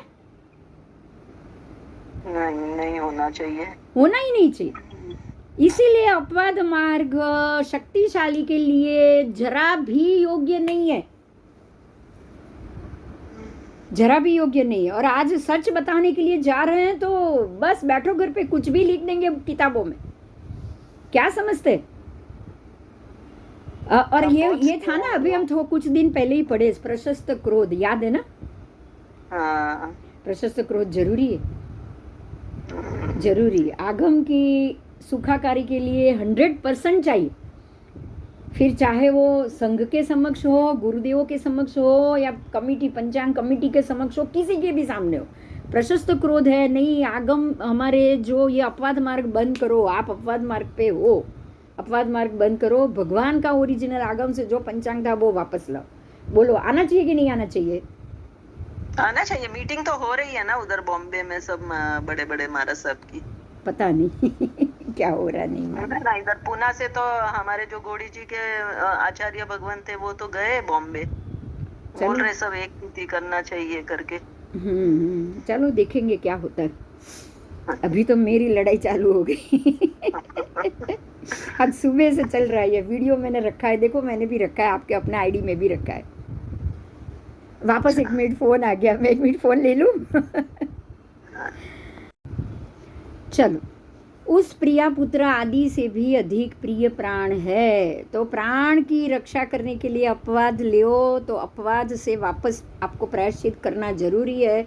अगर बच्चों की सुखाकारी के लिए, अगर किसी की भी, मैंने खुद ने किया है, मैं बताऊं, मुझे ये ज्ञान चाहिए था, मैंने खुद ने अपवाद मार्ग लिया है, क्योंकि ये संसार का ध्यान रखने वाले, संसार के जो देव देवी है, आगम का, पंचांग का, आगम के देव से आगम का मांगा, और ये संसार के देव से संसार का मांगा, बस। पर मांगा तब तक मांगा, सबका साथ लिया था, ग्रहों का भी लिया था, अंगूठियां भी बहुत पहनी, पर जब तक पंचांग का जवाब नहीं मिला तब तक। अब देखो कुछ नहीं है, देखो बस कोई आधार नहीं। अब जो है परमात्मा, अब मुझे भी शक्तिशाली होना है, क्योंकि आगम मेरे हाथ में। बोलो, अब हमको कोई डरने की जरूरत है? अगर आप आगम की मान्यता में हो, सम्यक दर्शन की मान्यता में हो, आगम की मान्यता में रहोगे तो ही सम्यक दर्शन की मान्यता में रह पाओगे। ये बात 100% राइट। हाँ। आगम को छोड़ के अगर हम हिंदू पंचांग और उसके गणित ले लेंगे तो हमने अपवाद मार्ग ले लिया हुआ ही है। अब अपवाद में से वापस मूल में जाना है, बराबर? बराबर। चलो आओ। तो अब नागराज गुस्सा हो गया, राजा ने कह दिया, मैं कोई पत्नी पुत्र या मेरे प्राण के हेतु भी मैं हाथ नहीं जोड़ूंगा, मैं अपवाद में नहीं जाऊंगा। ठीक है, राजा ने मना कर दिया। अब कदाग्रह हो गया, ये वो कह रहा है नागराज कि अरे ये तो कदाग्रह हो गया, अब तुम्हारी देखो मैं क्या गति कर रहा हूँ। क्रोधातुर हो गए नागराज, और उसने ये कह दिया कि अब तू मेरी रूखाई का फल देख। और जैसे शरीर छोड़ता है वैसे वो सर्प ने भी जो राजा के शरीर को जाके 2 3 4 5 निर्दयता से डंक लगा लिए। राजा के शरीर में उसने डंक मार दिया। राजा को भी जहर चढ़ना शुरू हो गया, तीव्र पीड़ा होने लगी, काल ज्वर के समान वेदना होने लगी, सारे अंग भी फट रहे थे। अब ऐसा हुआ कि जैसे ये पूरा शरीर कट रहा है, ये हो रहा है, और सब लोग बोल रहे हैं कि ये राजा देखो खुद मर रहा है, लेकिन फिर भी भगवान ये को मान के ये नागराज को वो वंदन नहीं कर रहा है। ठीक है, आओ। राजा का सारा शरीर सड़ने और टूटने लग गया। राजा भी आक्रंद से जोर से चिल्लाया, क्योंकि अब तो पेन सहन नहीं हो रहा है। राजा जोर से चिल्लाया, और वो देखकर चीज पीड़ित है तो वो चीख तो देगा ही देगा। तो ये देख के बहुत लोग परेशान हो गए कि अब इनको पीड़ा में से हम कैसे निकालें। ठीक है, अब ऐसे में ही सेवक ने आके ये समाचार दिए कि आपकी पत्नी और पुत्र मर चुके हैं। अति दुख के समाचार आ गए राजा को ये पीड़ा के ऊपर। तब राजा ने ऐसी दुखद स्थिति का अनुभव किया, लेकिन उसने सोचा कि सब अपने अपने कर्मों के अधीन है, मैं भी मेरे कर्मों के अधीन हूँ, मैं भी ये स्थिति में परमात्मा के शरण में चला जाऊं। अब ये हुआ कि अब वो आ रहा है, गारुड़ी आ रहा है, और राजा को बोलता है अभी भी तुम मान लो, अभी भी तुम अपना हित सोचो, तुम्हारी पत्नी पुत्र तो मर चुके हैं, लेकिन तुम जिंदा हो सकते हो, ये सारा आप वंदन करो जाके, वो सारा अभी ही ठीक कर देगा। अब ऐसे समय में लोग आके बोलते हैं कि नहीं बोलते हैं, अभी भी तुम मेरी बात मानो, है ना? हाँ। तो राजा ने फिर से अब राजा क्या जवाब दे रहा है, सोचो ऐसी स्थिति में राजा क्या जवाब दे रहा है कि इस विषय में मुझको कुछ नहीं कहना है, लेकिन तुझे मैं एक सवाल जरूर पूछूंगा। देखो अभी भी राजा क्या सोच रहा है, देखो कि मैं किसी से कुछ नहीं, मुझे तुमसे कुछ नहीं पूछना है, लेकिन अभी भी मैं एक सवाल तुमसे पूछूंगा, तो मुझे सिर्फ इतना बताओ मैं कितनी मिनट तक जी सकता हूँ, अगर ऐसी स्थिति में मैं कितना समय तक जिंदा रह सकता हूँ। अब राजा को ये जानना है कि अब उसकी आयु कितनी बची है। तब ये कह रहा है गारुड़ी कि जो जाति के दुष्ट सर्प ने तुमको काटा है, वो सर्प के डसने के बाद ना कोई वो जहर उतार सकता है, और आपकी मृत्यु 6 महीने से पहले नहीं होगी। मतलब जो पीड़ा आप आज अभी भुगत रहे हो, 6 महीने तक ये पीड़ा और बढ़ती जाएगी, और आपकी मृत्यु 6 महीने बाद होगी। अब इसीलिए वो कह रहा है कि तुम क्यों इतनी तकलीफ भोग रहे हो, क्यों इतनी पीड़ा भोग रहे हो, अभी भी तुम हमारी बात मानो और तुम उससे माफ़ी मांग लो। धर्म के लिए सहन करना, ये क्या बात हो गई कि तुम धर्म के लिए ये सब सहन कर रहे हो, है ना? और धर्म के खंडन से तो अनंता भव, और राजा कह रहे हैं कि मैं अगर धर्म का खंडन करूंगा तो अनंत भव, अनंत योनियों में मैं भटकूंगा। मैं अपने सम्यकत्व को अगर खंडन करूंगा तो मुझे संसार में भव भ्रमण में भटकना पड़ेगा, इससे भी ज्यादा दुख भोगना पड़ेगा। ये तो अभी मुझे 6 महीना भोगना है, मुझे इससे भी ज्यादा दुख भोगना पड़ेगा। अब देखो वो क्या सोच रहा है, उससे तो अच्छा है ना कि मैं 6 महीना दुख भोगू। बोलो समकीर्ति कैसा सोच रहा है, समझ में आ रहा है? वो कह रहा है कि अभी जो मुझे जो दुख मिला है वो मेरे पूर्व के किए हुए पाप के कारण मिल रहा है। अब अगर मैं ये जन्म में भी और पाप करूंगा तो मुझे तो और इससे भी ज्यादा दुख का सामना करना पड़ेगा। मैं कोई भी धर्म में सुदृढ़ रहना ही पसंद करूंगा। मैं कुछ भी पीड़ा, कितनी भी पीड़ा आ जाए, मैं अपने धर्म से चलित नहीं होऊंगा। राजा ने क्या जवाब दिया? मैं सुदृढ़ रहूंगा, अपने ही धर्म का पालन करूंगा, और मैं अन्य देवी की कोई भी पूजा प्रार्थना नहीं करूं, इतना होने के बावजूद। ठीक है, अब क्या हुआ, जैसे ही विजय राजा ने ये कहा, उसने और भी कहा कि जो दुख आता है वो पूर्वोक्त पाप के उदय से आता है। उन पाप के उदय से आता है, और उसी पाप के क्षय, जो पाप के उदय से दुख आया है, उसी पाप के क्षय होने से दुख का भी क्षय हो जाता है। देखो राजा ने कितना सम्यक दृष्टि ने कितना बढ़िया बात कही। वो कह रहे हैं कि जो आज अभी जो दुख मिला है वो मेरे पाप के उदय के कारण मुझे मिला है, और अगर यही पाप का उदय खत्म हो जाएगा तो दुख भी अपने आप खत्म हो जाएगा। राजा कह रहे हैं पाप और दुख दोनों साथ साथ चलते हैं, ये सम्यक दृष्टि मानता ही मानता है। अगर आपके साथ दुख का समय चल रहा है तो इतना समझ लो कि साथ में पाप का उदय भी चल रहा है। देखो यही बड़ी बात है कि कुछ भी हो रहा है मेरे साथ, वो मेरे ही कर्म के उदय से हो रहा है, यही मान रहा है सम्यक दृष्टि। मेरे साथ कोई झगड़ा कर रहा है तो मेरे ही उदय से हो रहा है। आज जो भी पंचांग की मैटर हुई, जिसने भी मेरे 2 नाम लिखे, मेरे ही उदय से होगा। पिछले जन्म में उनके साथ रह के मैंने कोई ऐसा ही काम किया होगा, तभी वो आज मेरे विरुद्ध पड़ा है ना। तभी पड़ा है वो। हो सकता है पिछले आज उनकी सोच मिथ्यात्व है, हो सकता है पिछले जन्म में मैंने ही अथवा मैंने जैसे पार्श्वनाथ भगवान के साथ भी हुआ था, कमठ मुनि, कमठ ऋषि, 8 भव से वो पीछे पड़ते थे। ऐसे ही हो सकता है जो भी व्यक्ति, जो भी जिससे भी ये बात हो रही है, जिससे भी मैं 100% मान रही हूँ, आगम गणित और हिंदू गणित को एक मानने वाला कभी भी सम्यकदर्शी नहीं हो सकता। हो सकता है क्या बताओ? नहीं हो सकता। अगर वो सम्यकदर्शी है ही नहीं तो फिर मैं उसकी बातों से मैं यही समझू ना कि ये हो सकता है पिछले जन्म में भी उसने यही बात की और मैंने उसका विरोध किया हो सकता है कि नहीं? हो सकता है। तो ये जन्म में मेरा ही कर्म सामने आया है, तो जैसे ही मेरे पाप का उदय खत्म हो जाएगा, ये दुख भी खत्म हो जाएगा। तो मैं क्या ये पाप के उदय के लिए मैं शांत हो जाऊं, मैं मिथ्यात्व का आसरा ले लूं, मैं समय के तो छोड़ दूं, मैं अपवाद मार्ग लूं? नहीं लूं। मैं तो और मैं भगवान से प्रार्थना करूंगी तो मुझे और मजबूत बना। समझ में आया कि मैं मानूं ही नहीं कि ये 2 गणित एक हो सकता है। वो अभी मुझे यही मनाने की कोशिश में है कि ये दोनों गणित एक है। आपने ये काम गलत किया, उसने लिख भी दिया है, मैंने आपको भेजा है, आप देख लेना, पढ़ लेना, आपको पता तो चले कि सम्यकदर्शी की लड़ाई क्या होती है, सत्य के लिए लड़ाई क्या होती है, ये आपको पता चले बस। ठीक है? हाँ जी।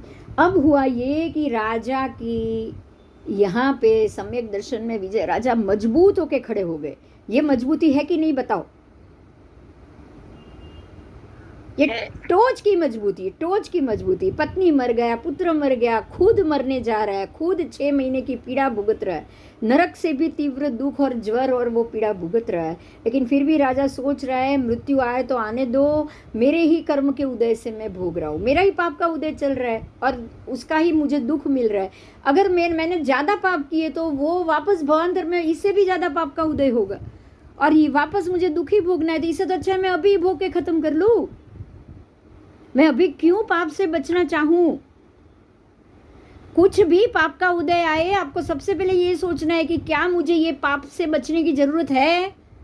क्या सोचोगे बताओ?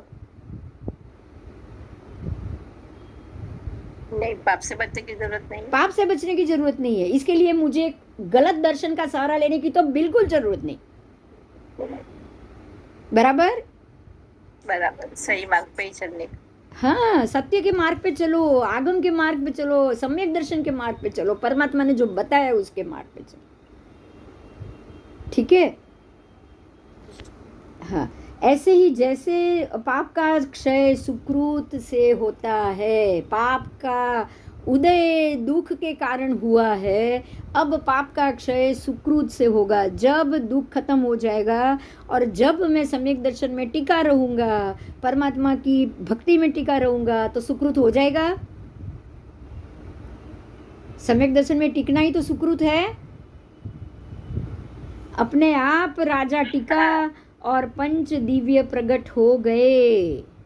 तीर्थंकर को जब दान मिलता है तब 5 दिव्य प्रकट होते हैं, ये भी केवल ज्ञानी है।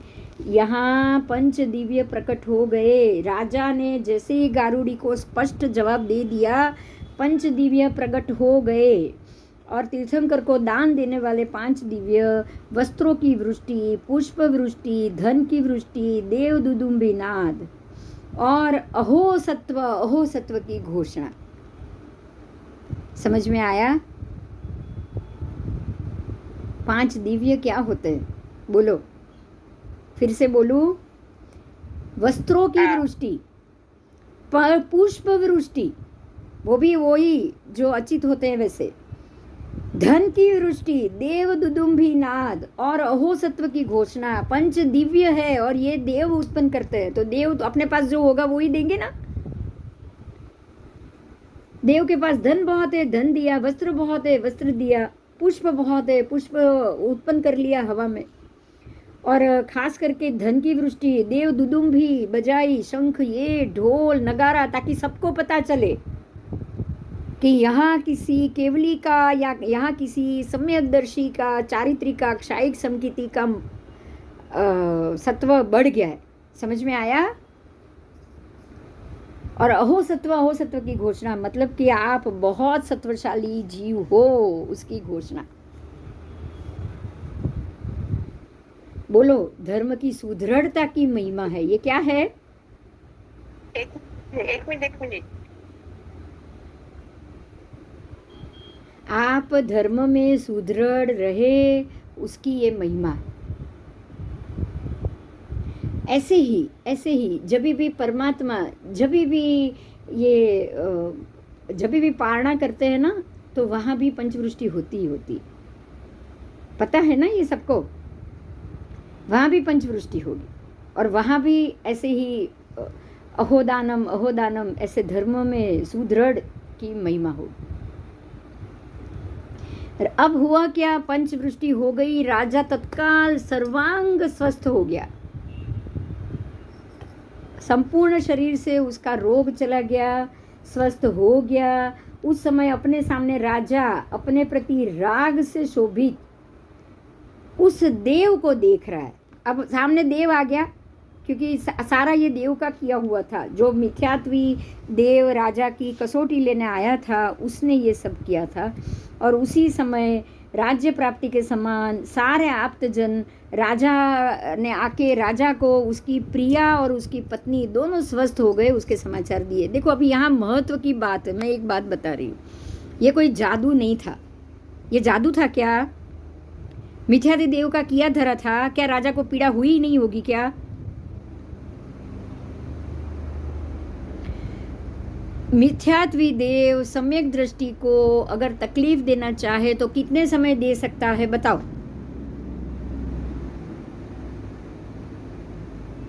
संगम देव ने पर हाँ, लागे कि હવે મારું ચાલવાનું નથી ત્યાં સુધી बस परीक्षा जब करे। तक उसका कर्म बाकी होगा तब तक ही ना, उससे ज्यादा नहीं ना।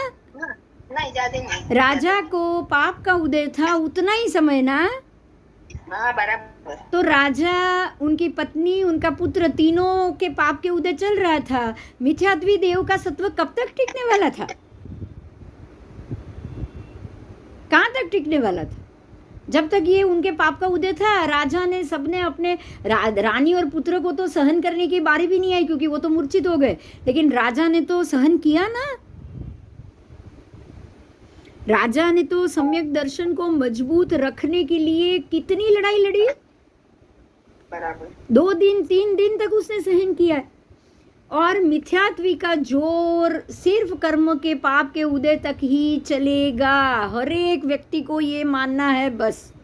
जिनका सम्यक दर्शन दृढ़ है वो तो मानेगा ही मानेगा, लेकिन जिसका दृढ़ नहीं है ना, अपवाद मार्ग में जाने वाला भी, उसको भी ये बात को समझ लेना चाहिए कि अगर आपका सम्यक दर्शन, आप समकिति हो, सामने वाला मिथ्यात्वी है, तो वो ज़्यादा समय तक ये पाप का उदय टिकने वाला ही नहीं है। तो कुछ समय तक क्या आप पीड़ा नहीं सहन कर पाओ किसी की भी दी हुई? और आपकी ही उदय की। पहले तो ये सोचो, ये उदय किसका था? क्यों आपकी परीक्षा लेने आया वो मिथ्यात्वी? भगवान की परीक्षा लेने संगम देव क्यों आया? कर्म बाकी था इसलिए ना। कोई और देव तो आया नहीं। विजय देव की परीक्षा लेने एक मिथ्यात्वी देव आया, कोई और देव तो आया नहीं था? आया क्या कोई और? ना नहीं, जिसका कर्म बाकी होगा, जितने समय तक बाकी होगा उतने ही समय तक राजा को पीड़ा मिलेगी, उसको मिली। समय खत्म होते अपने आप वो सत्वशाली और बन गए, अपने कर्म में और मजबूत बन गए, और मजबूत बन गए तो बाकी देवों ने आके तो ऊपर से पंचवृष्टि करी। समझ में आ गया? सब सब सब अपने आप स्वस्थ हो गए, क्योंकि ये सारी पीड़ा थी, ये सारी कर्म का उदय था। जैसे हम बोलते हैं ना कि अचानक कैंसर आया है, कुछ समय तक वो चलेगा, आप देखोगे ना तो सरप्राइज होगा। बहुत से ऐसे भी जीव है जिन्होंने दवा नहीं कराई हो ना, वो भी जिंदा, अपने आप जिंदा और बढ़िया हो गए। बोलो, बहुत से ऐसे जीव है। ये बात सच है, ये बात सच। मैं मेरा खुद का एक अनुभव बताऊं, आज बताने जैसा है। आज से 15 साल पहले अपने फैमिली में किसी को ब्रेस्ट कैंसर हुआ था, और एक लेडी थी, वो एक्सपायर हो गई, मतलब मेरी भाभी की मम्मी। उसके बाद भाभी की सासू, उसकी भाभी की सासू को भी हुआ, तो वो भी एक्सपायर हो गए। मतलब एक तरफ माँ भी एक्सपायर हो गई, एक तरफ सासू भी एक्सपायर हो गई। तो उसकी बात से सबने, हम बहुत से लोगों ने चलो एक बार मेमोग्राफी निकलवा लेते हैं, ऐसे ही टेस्ट कराना चाहिए, तब बहुत था ये।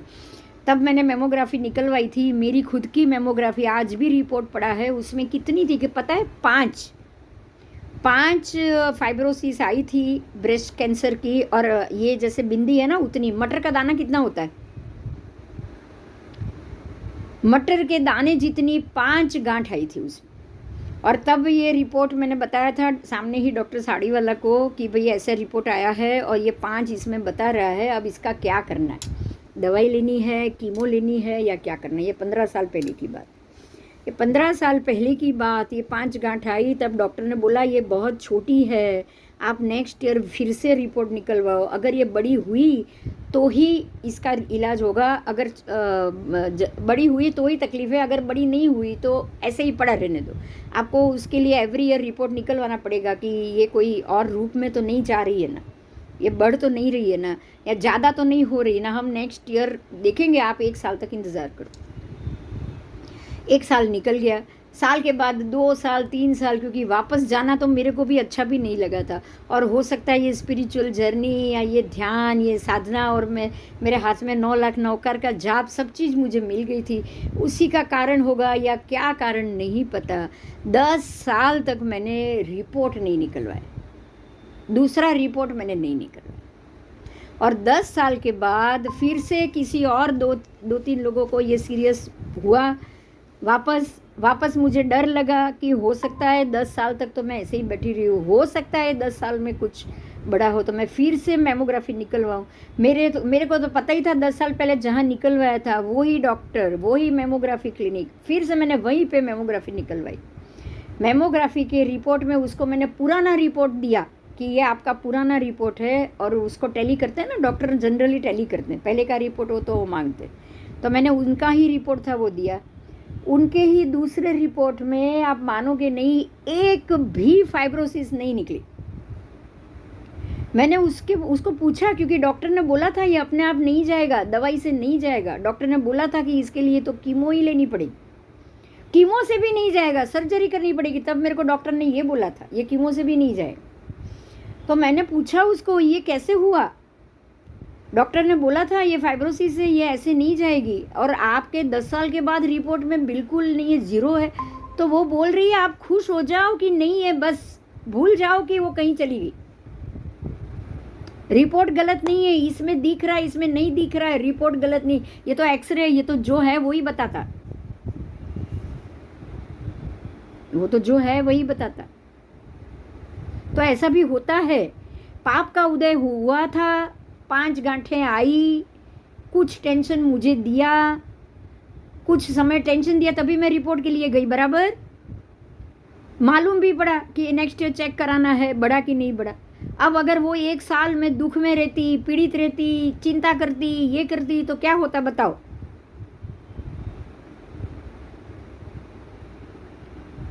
मैं तो भूल ही गई थी। दूसरे साल तीसरे साल कोई चिंता नहीं की। हाँ, और ये जाप मिला, साधना मिली, 9 लाख नौकार, ये सारे आगम का पढ़ना, ये पढ़ना, बहुत कुछ मिला मुझे। ऐसा नहीं कुछ नहीं, मैंने मुझे बहुत कुछ मिला। ये मेरी 10 साल की जर्नी में मुझे ये बहुत कुछ मिला। मैं ये ज़रूर कहूँगी, जब पाप का उदय होता है, ऐसे रोग होते हैं, पाप का उदय टल जाए, ऐसे कैंसर की गांठें भी निकल जाती है बिना दवाई के। और ऐसा खाली मैं मेरा दे रही हूँ ऐसा नहीं है, बहुत एग्जाम्पल मिलेंगे आपको। एक और महात्मा है, दिगंबर जैन महात्मा, दिल्ली में मैं उनसे मिली थी। उन्होंने बोला था उनको ब्रेन ट्यूमर था, ब्रेन ट्यूमर, ब्रेन में गांठ थी। डॉक्टर ने बोला था ऑपरेशन करना पड़ेगा, रिस्की है, कोई भरोसा नहीं, ये बहुत कुछ। वो भी साधना में उतर गए। वो भी बोल रहे हैं आज 15 साल 20 साल हो गए, ट्यूमर कहाँ चला गया मालूम नहीं। मतलब एक बात समझ लो, जब पाप का उदय हो तो तकलीफ आती है, और जैसे ही पाप का उदय खत्म हो जाता है, आपके दुख दर्द सब खत्म हो जाते हैं। आप शांति रखो बस। आयुष्य बलवान होगा, बिना दवाई के भी आप अच्छे हो जाओगे। नूतन जी। हाँ मैम, सुन रही हूँ। हाँ, बहुत लोग हैं हो जाते हैं, वो सोचते हैं मुझे नहीं कराना है कुछ भी, मैं भगवान का नाम लूँ बस। मेरे लिए तो ऐसा नहीं था, सर्जरी पॉसिबल ही नहीं थी। डॉक्टर ने मना कर दिया, सर्जरी अभी नहीं होगी, कोई ज़रूरत नहीं है, जब बढ़े तब देखेंगे। हाँ, ऐसा भी होता है। ये तो मिरेकल ही हो गया। हाँ, नहीं मिरेकल नहीं है, मैं फिर से कह रही हूँ। अभी हम ये पार्ट पे आएंगे। पाप का उदय था, शुरू हुआ, उदय खत्म, वो भी खत्म। आप सोचो, जो हमारे चक्रवर्ती थे, सगर चक्रवर्ती, 16,000 रोग हो गए थे उनके शरीर में। कितने? 16,000। 16,000 रोग, वो भी दूसरे अजितनाथ भगवान के वक्त। काया भी होगी 450 धनुष की, 450 धनुष की काया, और 16,000 रोग। और जैसे ही दीक्षा ली, 24 घंटे के अंदर वो हो गए थे। और उन्होंने बोला नहीं, मुझे दीक्षा तो लेनी ही लेनी है। चक्रवर्ती बोले मैं बिना दीक्षा के, मुझे 7वीं नरक में मैं नहीं जाऊंगा। और थे भी चरम भवी थे, तो दीक्षा ले ली। अब दीक्षा लेने के बाद दूसरे तीसरे दिन ही सारा शरीर से रोग अपने आप गायब। ये चमत्कार नहीं है, ऐसा नहीं है दीक्षा लेने से हुआ है। अगर होता तो सबको होगा ना ऐसा। हाँ, वही तो। हाँ, सबको नहीं होता है। ये उदय था, आया, भोग शांति से भोगा उन्होंने, दीक्षा ले ली। 16,000 रोगी जो शरीर है, वो दीक्षा लेके सोचेगा क्या? वो तो आराम से महल में रहेगा, दवाई करेगा। बोलो वो दीक्षा लेगा? नहीं लेगा। पर इन्होंने सोचा अरे 16,000 रोग आज हो गए, कब मृत्यु है नहीं पता, मुझे दीक्षा दो भगवान, मुझे दीक्षा चाहिए। बोलो, दीक्षा ले ली, पाप का उदय था, पाप का उदय शांत हो गया, शरीर वापस कंचन जैसा हो गया। तो ये कोई मिरेकल नहीं है। लेकिन फिर हमको तो नहीं समझ में आएगा ना। नहीं, आपको समझ में नहीं आएगा ऐसा नहीं बोलोगे। देखो, आप पाप के उदय को मान रहे हो, सम्यक दर्शन को मान रहे हो, तो समझ लो कि ये कर्म की ही कारण। देखो अभी आया, पाप का उदय था, तकलीफ आई, पाप का उदय टल गया, तकलीफ टल जाएगी।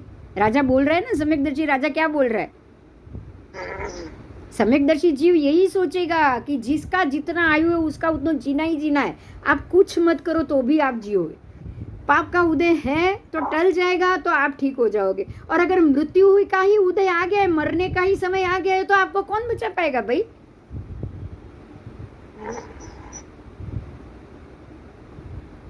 बराबर। पर उसके लिए हिम्मत चाहिए ना कि मुझे कोई इलाज नहीं कराना है। तो फिर हम लोग ऐसे प्रिवेंटिव क्योर वगैरह नहीं करना चाहिए? योगा हाँ, तो करते हैं, कोई जो वॉकिंग जाते हैं, कोई अरे आप प्रिवेंटिंग क्योर वहाँ नहीं करो, आप योगा मत करो, आप आयम बिल करो और प्रतिगमन करो। बोलो, वहाँ भी नहीं है क्या? रोज के 150 खवासवण में योगा नहीं हो रहा है? हो रहा है ना। 18,000 खवासवण दिए इस कृष्ण राजा ने। कितने योगा हुए? कितने साल का योगा हुआ? अब ये समझो, बिना शरीर को कष्ट दिए कुछ नहीं मिलेगा। अब कैसे दे रहे हो सोचो। अगर पाप, अगर पाप की ही परंपरा बढ़ानी है तभी आप शरीर को देखकर दे रहे हो, बराबर। बराबर। और सुखाकारी बढ़ानी है तो प्रतिक्रमण और सब कर रहे हो। हाँ, प्रतिक्रमण नहीं कर रहे हो उसको क्या कसरत नहीं करनी चाहिए ऐसा तो लिखा हुआ है क्या? एकांतवाद है? एकांतवाद तो है ही नहीं ना कि प्रतिक्रमण ही करना चाहिए, बाकी कोई क्रिया करोगे तो आपको सुखाकारी शरीर की नहीं मिलेगी, ऐसा एकांतवाद है क्या? नहीं है। नहीं है। यहाँ शास्त्र ये कह रहा है, ये भी स्यादवाद है कि अकाम निजरा सकाम निजरा, उसमें अकाम निजरा तो हो ही रही है भाई। आपके शारीरिक कष्ट, आप योगा कर रहे हो, अकाम निजरा हो ही रही है। आप उपवास कर रहे हो वजन उतारने के लिए, आधे भूखे रह रहे हो, एक ही टाइम खा रहे हो, तो भी अकाम निर्जरा तो हो ही रही है। तो निर्जरा तो उसमें भी है भाई। भगवान कह रहे हैं काया को कष्ट होना चाहिए बस। चाहे आप हेल्थ के लिए दे रहे हो, बिना काया कष्ट तो हेल्थ भी नहीं मिलने वाली। मिलेगी क्या हेल्थ? नहीं मिलेगी। नहीं मिलेगी। तो हमारे लिए तो ये बहुत सरल रास्ता है। अगर पाप का क्षय करना है तो पाप का उदय शांति से निकालो। समझ में आ गया? पाप का क्षय करना है तो पाप भवांतर में वापस बढ़ाना है तो ही आप आगे पीछे कुछ सोचोगे। ठीक, चलो। तो ये राजा अभी स्वस्थ हो गए।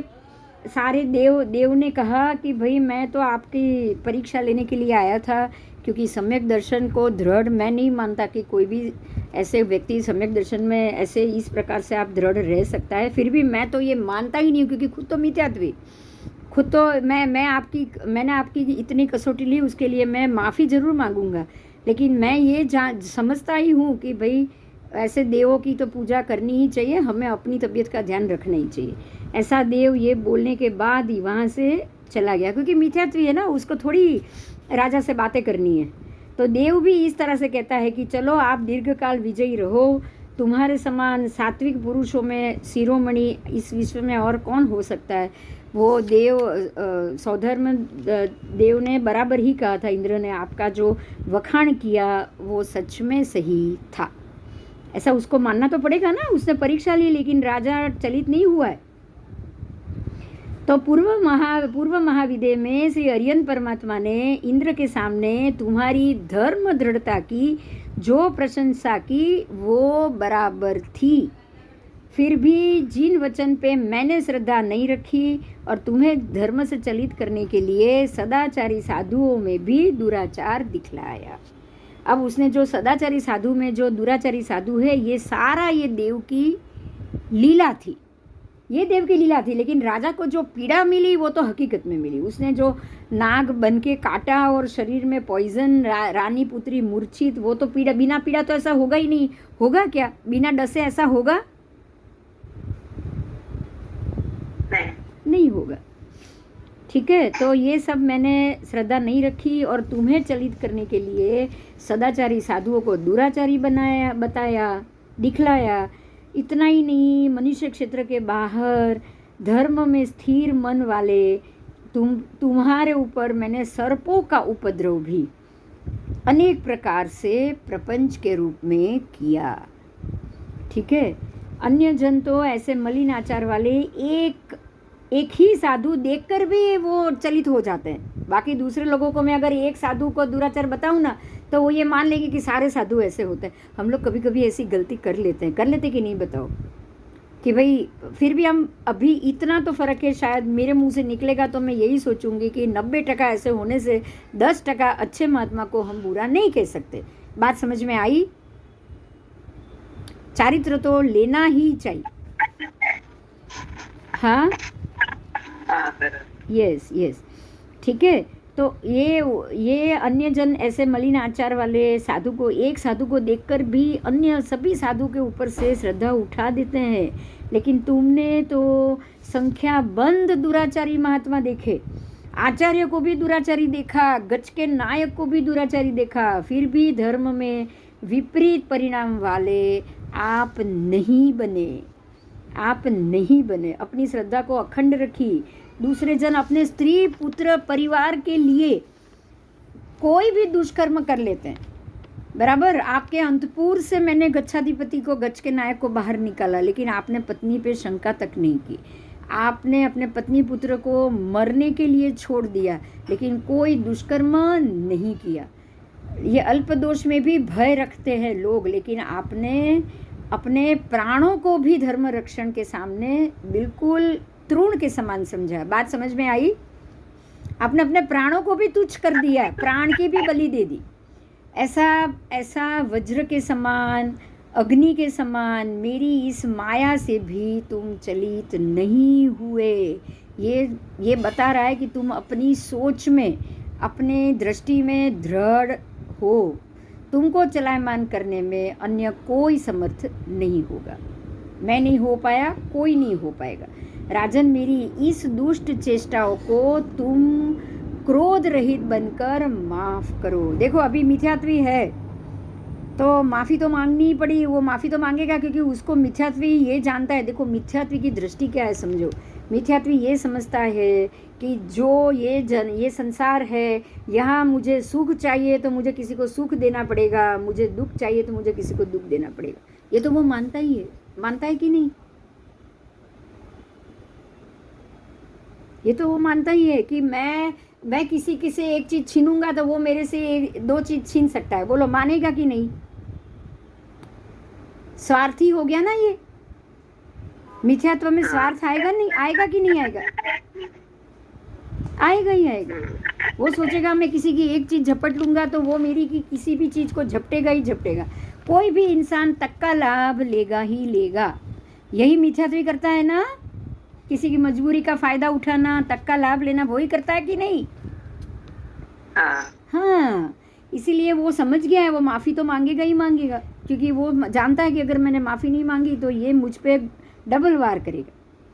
तो इसने माफ़ी मांगी। क्रोध रहित बन के माफ़ करो। पृथ्वी के समान सर्वगुण धारण करने वाले तुम सत्पुरुष हो, और सत्पुरुष ऐसे ही होते हैं जो सबको माफ़ करें। तो राजन, मुझे सेवक समझ के कोई सेवा फरमाओ जिससे मैं वो कार्य कर सकूं।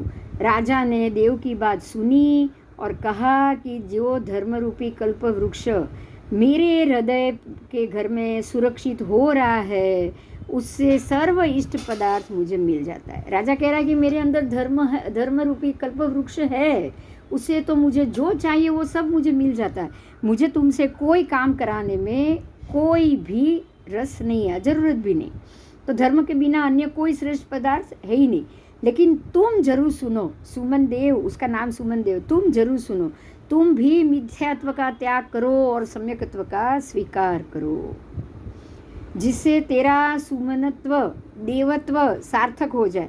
जरूरी नहीं है अभवी हो, अभवी नहीं करेगा, लेकिन मिथ्यात्वी तो समकिति हो सकता है कि नहीं? कोई अभवी होगा तो नहीं होगा। संगम देव अभवी था, ये मिथ्यात्वी। मिथ्यात्वी तो अपना मिथ्यात्व त्याग कर सकता है कि नहीं? किसी भी भाव में कर सकता है।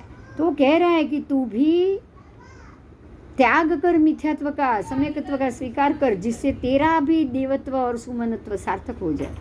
इससे हाँ पूर्वक सम्यक दर्शन स्वीकार करके वो देव अत्यंत आनंदित हो गए। देव भी आनंदित हो गया। देव को भी लगा कि अगर सम्यक दर्शन से इतनी श्रद्धा इतनी मजबूत रख सकती है, श्रद्धा से सारे दुख टल जाएंगे। ये मिथ्यात्वी था, उसने सम्यक दर्शन का पर्चा देखा कि नहीं देखा?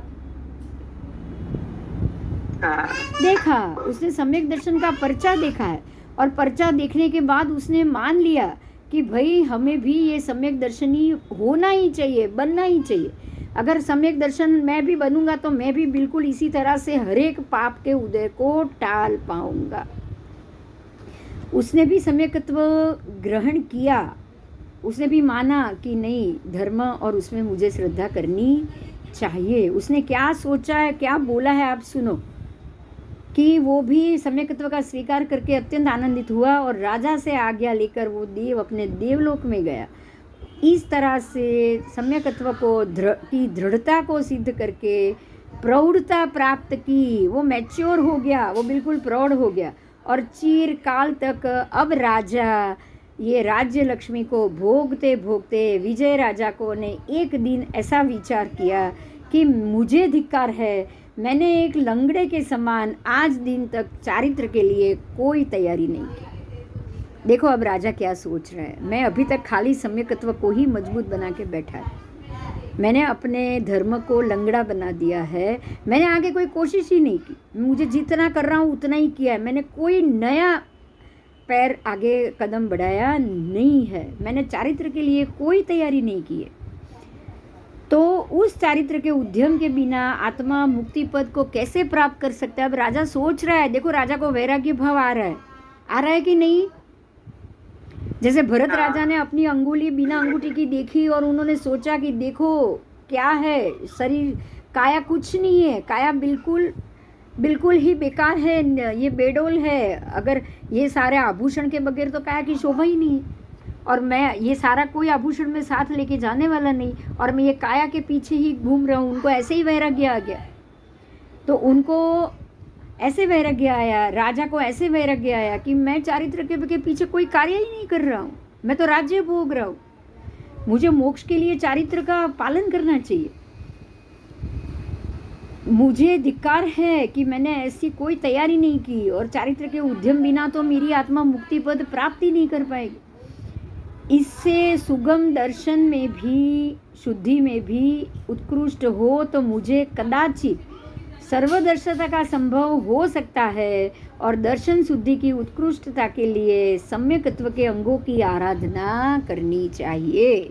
सम्यक दर्शनी भी समझ रहा है कि सम्यक दर्शनी से शुद्धि तो मिल ही जाएगी, लेकिन सम्यक चारित्र भी जरूरी है। समझ में आई बात ये? परमात्मा पहले चारित्र लेते हैं, फिर सम्यक दर्शन केवल ज्ञान प्राप्त होता है। सम्यक दर्शी तो है ही, पहले चारित्र लेते हैं फिर केवल ज्ञान प्राप्त होता है। ये सम्यक दर्शी को यही सोचना है कि मुझे चारित्र तो लेना ही लेना है, कोई भी समय में बिना चारित्र का मेरी आत्मा मोक्ष पद को प्राप्त नहीं कर पाएगी। उसको ये समझना ही समझना। हर एक को तो ये नहीं पता ना कि मैं बिना चारित्र का केवली हो जाऊंगा। राजा ये तो नहीं समझता है ना, उसको कोई केवल ज्ञान तो हुआ नहीं है बराबर, तो वो यही सोचेगा कि मुझे चारित्र तो लेना ही चाहिए। राजा ने ये सोचा, ऐसा सोच के राजा देव गुरु धर्म के ध्यान में एकाग्र चित्त बन गया। अब वो धर्म का ध्यान कर रहा है, धर्म ध्यान कर रहा है, देव की चिंतन में धर्म ध्यान, गुरु के चिंतन में धर्म ध्यान, और धर्म के चिंतन में भी ध्यान। एक दिन उस राजा को सम्यकत्व भूषण रूप तीर्थ सेवा की भावना जागृत हुई, उसको तीर्थ सेवा की भावना जागृत हो गई, और उसने बड़े पुत्र को राज्य पे स्थापित कर दिया। उसने राज्य धर्म छोड़ दिया और सिद्धाचल जी तीर्थ में राजा गया। राजा से कहाँ आए? पालीताना आए, भरत क्षेत्र के ही राजा है ना, इसलिए शत्रु को जीतने की इच्छा वाले अपने स्वार्थ की सिद्धि के लिए जैसे किला तोड़ता है, वैसे राग और द्वेष रूपी शत्रु को भी जीतने की इच्छा वाले को, मोक्षार्थी को अपने स्वार्थ की सिद्धि के लिए तीनों जगत में तीर्थ ही सर्वश्रेष्ठ है। तीर्थ एक मजबूत किला है अपने ये संसार की स्थिति को तोड़ने का। बात समझ में आई? मुझे अगर मेरे संसार को तोड़ना होगा तो तीर्थ स्थान में जरूर जाना होगा और वहाँ जाके चारित्र लेना होगा। समझ में आई मेरी बात? हाँ। तीनों जगत में तीर्थ श्रेष्ठ है, नित्य है और अनंत प्रभाव वाला है। अब राजा तीर्थ में तो आ गया है। तीर्थ में आने के बाद शास्त्रोक्त विधि से तीर्थ की सर्व सामग्री से उसने सेवा की। तीर्थ की सेवा, वो शत्रुंजय की सेवा कर रहा है, 3 काल में जिन पूजा कर रहा है, तीनों काल की जिन पूजा कर रहा है, मंदिरों का जीर्णोद्धार आदि कर रहा है। दर्शन शुद्धि के उपाय द्वारा राजा अपना मनुष्य जन्म सफल कर रहा है। एक दिन संध्या समय में श्री जिनेश्वर भगवान की महापूजा करके अति स्थिर मन करके राजा श्रेष्ठ प्रकार के सम्यकत्व की भावना का चिंतन करने लगा। राजा अभी एक दिन ये सोच रहा है, सारे कर्म उसके खत्म हो चुके, बिल्कुल क्षीण हो चुके, अभी संजवलन लोभ या जो लास्ट कषाय रहता है वही बचा हुआ है।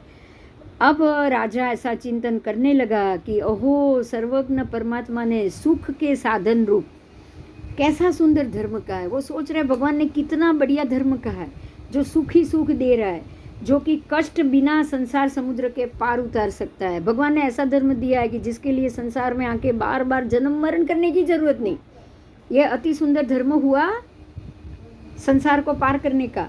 ऐसे सुंदर जीन धर्म की स्थिति है जिसमें परमात्मा स्वरूप अरियन देव, श्रेष्ठ आचार वाले, निर्ग्रंथ गुरु महाराज और सर्वश्रेष्ठ धर्म रहा। यहाँ देखो, सुदेव, सुगुरु, सुधर्म, तीनों का नाम आ गया। राजा ये चिंतन कर रहा है कि ऐसा धर्म है जहाँ सुदेव है, सुगुरु है और सुधर्म। ऐसे निर्ग्रंथ है जो गुरु महाराज, जो श्रेष्ठ आचार वाले, ऐसे अरियन देव है जो सुगुरु है, और सर्वश्रेष्ठ धर्म है जो मोक्ष की कतार पे आपको खड़ा कर सकता है, मोक्ष दिला सकता है। ऐसा सम्यक दर्शन वाला धर्म ही श्रेष्ठ धर्म है। इस प्रकार से ध्यान के द्वारा राजा ने मोक्ष निहि श्रेणी पर चढ़ते चढ़ते वो क्षपक श्रेणी में चढ़ गए।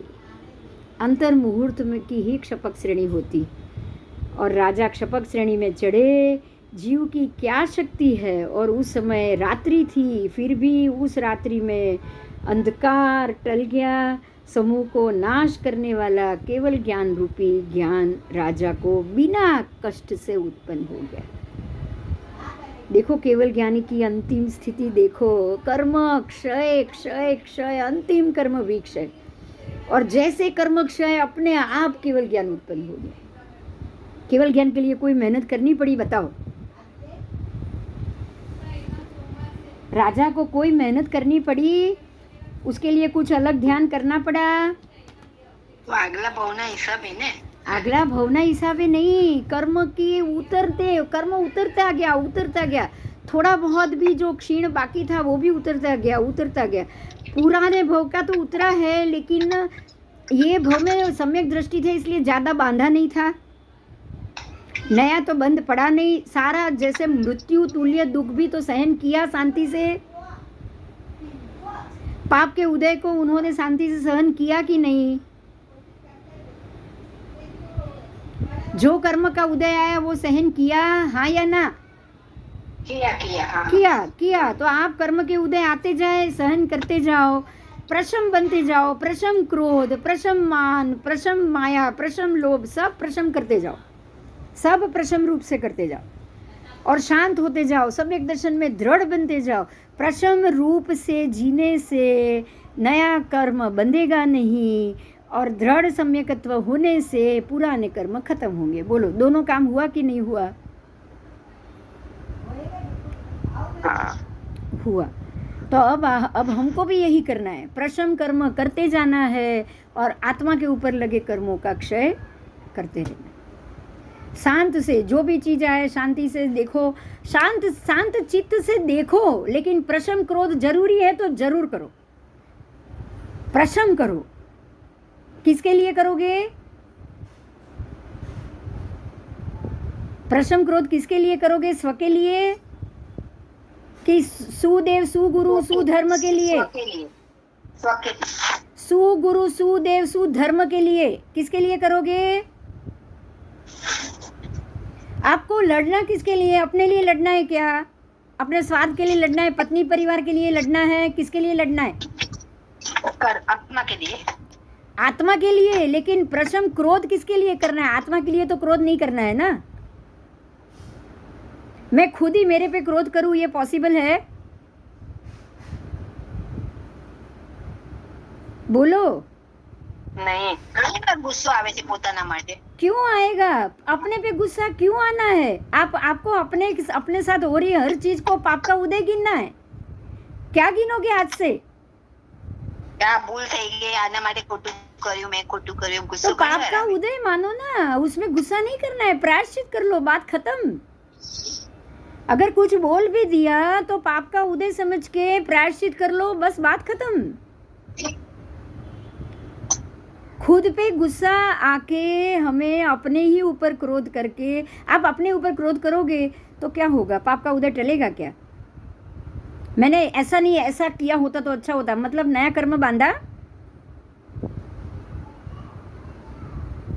बोलो, वो तंदुलिया मत्स्य बड़ी मछ की आंख के ऊपर बैठ गया है और ये कह रहा है कि अरे देखो पागल, सारी बड़ी मछली जा रही है, मैं होता तो इसको भी खा जाता, इसको भी खा जाता। बोलो, उसका पेट कितना है? चावल के जितना मत्स्य पेट कितना है उसका?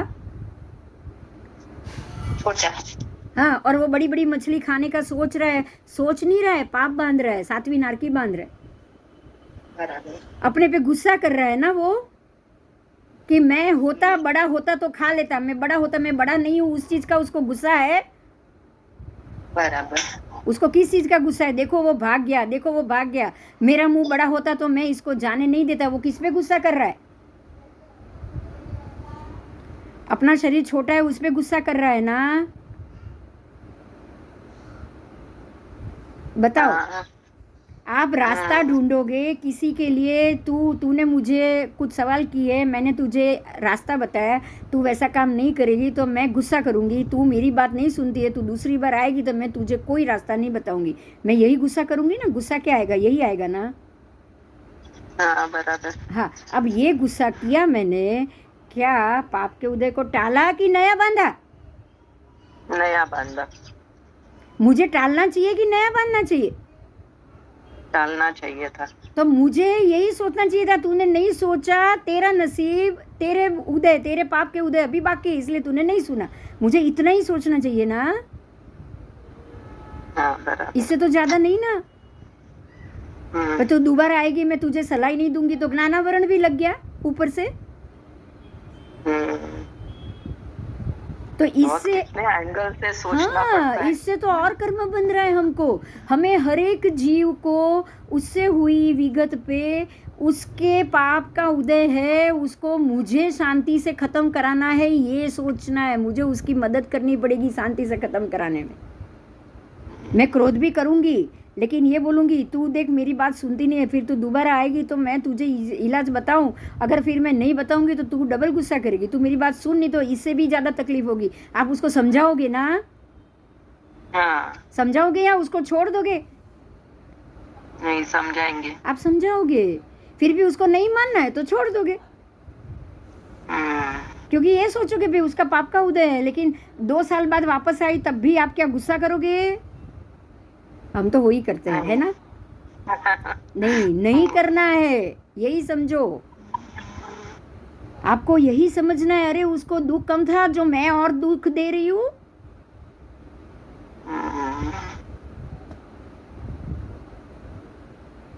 बराबर। बराबर। पाप का उदय चल रहा है तो व्यक्ति आपकी बात नहीं मानेगी।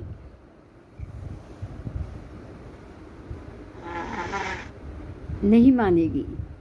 जब वो उदय खत्म हो जाएगा अपने आप आपके पास आएगी और तब आप गुस्सा करोगे। अब किसका उदय चालू हुआ? अपना। किसके लिए? उसके लिए आपका उदय हो रहा है। आप नया भी बांध रहे हो। समझ में है? हम बहुत बार बिना बात कुछ नहीं और संसार बढ़ा लेते हैं। वही तो, कितना बढ़ाते गए बाप रे। बस अभी चलो, राजा को सम्यक दर्शन हो गया, यहाँ पे हम पाठ छोड़ रहे। हाँ, ठीक है, ठीक है। ठीक है। चलो अभी अगले क्लास के लिए कल ही ले लेंगे 4 बजे शाम। ठीक है, चलो। ठीक है। जय जिनेंद्र। जय जिनेंद्र, बहुत बहुत धन्यवाद। नहीं नहीं नहीं, कोई धन्यवाद नहीं। मेरे भी कर्म बाकी है जो मैं पूरा कर रही हूँ। है ना? हम लोग भी बहुत ये कि हम लोग जुड़े आपसे, कितना समझ में आ रहा है। अच्छी बात है ना, वही तो लेन देन है भाई। अपने में भी। हाँ, प्रशस्तकार लेन देन बाकी है जो हो रहा है। शब्द पुद्गल मेरे बोलने बाकी है, आपको सुनना बाकी है, तो कर्म तो पूरा होगा ना भाई। वो भी तो कर्म ही है, वो भी तो कर्म ही है। बराबर। हाँ, हम प्रशस्त कर्म बांधेंगे, बस इतनी बात 100% है कि कर्म प्रशस्त ही बंधेगा। और प्रशस्त कर्म बांधने में डबल फायदा है, कर्म की निर्जरा और एक भी कर्म चढ़े नहीं। बोलो, डबल फायदा हुआ ना। बराबर। कर्म चढ़ेगा नहीं, और श्रुत धर्म श्रुत सुनने से, सम्यक श्रुत सुनने से तो कर्म की और निर्जरा होगी, लगे हुए कर्म और निकलते जाएंगे। हाँ બરાબર છે. हाँ 100%. हाँ बराबर. अच्छा अभी वहाँ जाना है, मैं बोल रही हूँ सरस बहुत सरस. जिनको भी यहाँ से ये जो पुद्गल ओसराने की क्रिया है वो आप, मैं अलग से वीडियो भी रखूँगी. जिसको निकलना है निकल जाओ, लेट हो रहा है, कोई चिंता नहीं. अलग से वीडियो रखूँगी, वो सुन लेना. जय जिनेंद्र. हाँ जी, जय जिनेंद्र, आप सुन लेना. ठीक है, जय जिनेंद्र. जिनेंद्र, जो पुद्गल ओसराने की क्रिया है वो बहुत ज़रूरी है. जो भी बम्बई में है, जिसको आप आना चाहते हो, दशहरा के दिन परसों बुधवार को सुबह यहाँ 9 बजे का टाइम दिया हुआ है. आप 9 बजे तक ज़रूर पहुँच जाओ. और 9 से लेके 11:45 तक उपवास या एकासना से हाँ, एकासना से कम तप नहीं करना है. શ્રીફળ અને શ્રીફળ અને 5.5 કે 11 રૂપિયા એવી રીતે લઈ જાઓ. હા, બસ. ચરવડો કટાશનું ને શુદ્ધ વસ્ત્ર. शुद्ध वस्त्र में जाना है. चरवला कटासना के साथ एक श्रीफल लेके जाना है. और कितना 11 रुपया. 11 રૂપિયા 5.5 बस बस जो मर्जी आपकी लेना है. और चावल का तो नहीं है ना? ચાવલ બી છે, આઈ થિંક હું વાંચી લઉં પછી. हाँ, तो चोखा भी એટલે लेके WhatsApp जाना. કરીને મોકલો છે ને हाँ એમાં જ जी, છે. हाँ हाँ, बस बस बस. व्हाट्सएप मिल जाएगा आपको. और लेकिन आप जो आना चाहो वो प्लीज़ बोल देना, तो मैं वहाँ पे नाम लिखवा दूँ, बोल दूँ कि इतने लोग आ रहे हो. ठीक है, तो आपको उन लोगों को भी थोड़ी व्यवस्था करने में आसानी रहेगी. तो आप में से જો આ कोई, બુકલેટ આવી છે ને, ફોટા મોકલાવી દઉં છું. हाँ, और जो भी उन वहाँ से जो बुक मिली है उसके फ़ोटो लेकर हम व्हाट्सएप कर लेंगे. ज़्यादा पेज नहीं है ना? 10-12 છે. 10-12 पेज है, वो तो हो जाएगा. 10-12 पेज कोई ज़्यादा नहीं है. उसकी એટલે पिक्चर, શું છે, બાર વાતના ઉચ્ચારવાનું ને આપણે. हाँ जी, हाँ जी, हाँ जी. आप बराबर सब लोग, हाँ जी, हाँ जी, सब लोग उसका प्रिंट आउट निकलवा लो, जो आना चाहे वो, ताकि आप उसको लेकर आ पाओ. क्योंकि हो सकता है जब आप आओ यहाँ डायरेक्ट, तब उतनी बुक आपको मिले कि नहीं मिले. हमको पता नहीं किन कौन कौन आने वाला है, इसीलिए. तो आप जो भी आना चाहो मुझे बता दो, तो उस हिसाब से मैं वहाँ बोल दूँ. लेकिन आप आओ ज़रूर. पुद्गल ओसराने की क्रिया जैसे ही समझ आती जाए, हमें अपने पिछले जन्मों के और इस जन्म के भी जो किए हुए, जो भी आगे पीछे के समय में हमसे पाप हुआ है, वो सारे चीज़ को यहाँ हम वोसराएंगे. 12 व्रत का उच्चारण करेंगे. जो 12 श्रावक के लिए 12 व्रत लेना ही सम्यक दर्शन. ठीक है, सम्यक दर्शन आए तो उसको 12 व्रत लेना ही पड़ेगा. और जो 12 व्रत ले उसको ही सम्यक दर्शन हो सकता है. तो ये बहुत ज़रूरी क्रिया है. मैं इच्छूँगी आप सब उस पर आओ और फॉलो करो. ठीक है, तो मुझे बता दीजिएगा. और बुधवार को परसों ही सुबह यहाँ पे आ जाना है. इरला 8 साढ़े 8 तक आप ज़रूर पहुँच जाओ. चलो, जय जिनेंद्र. जय जी. જય જય.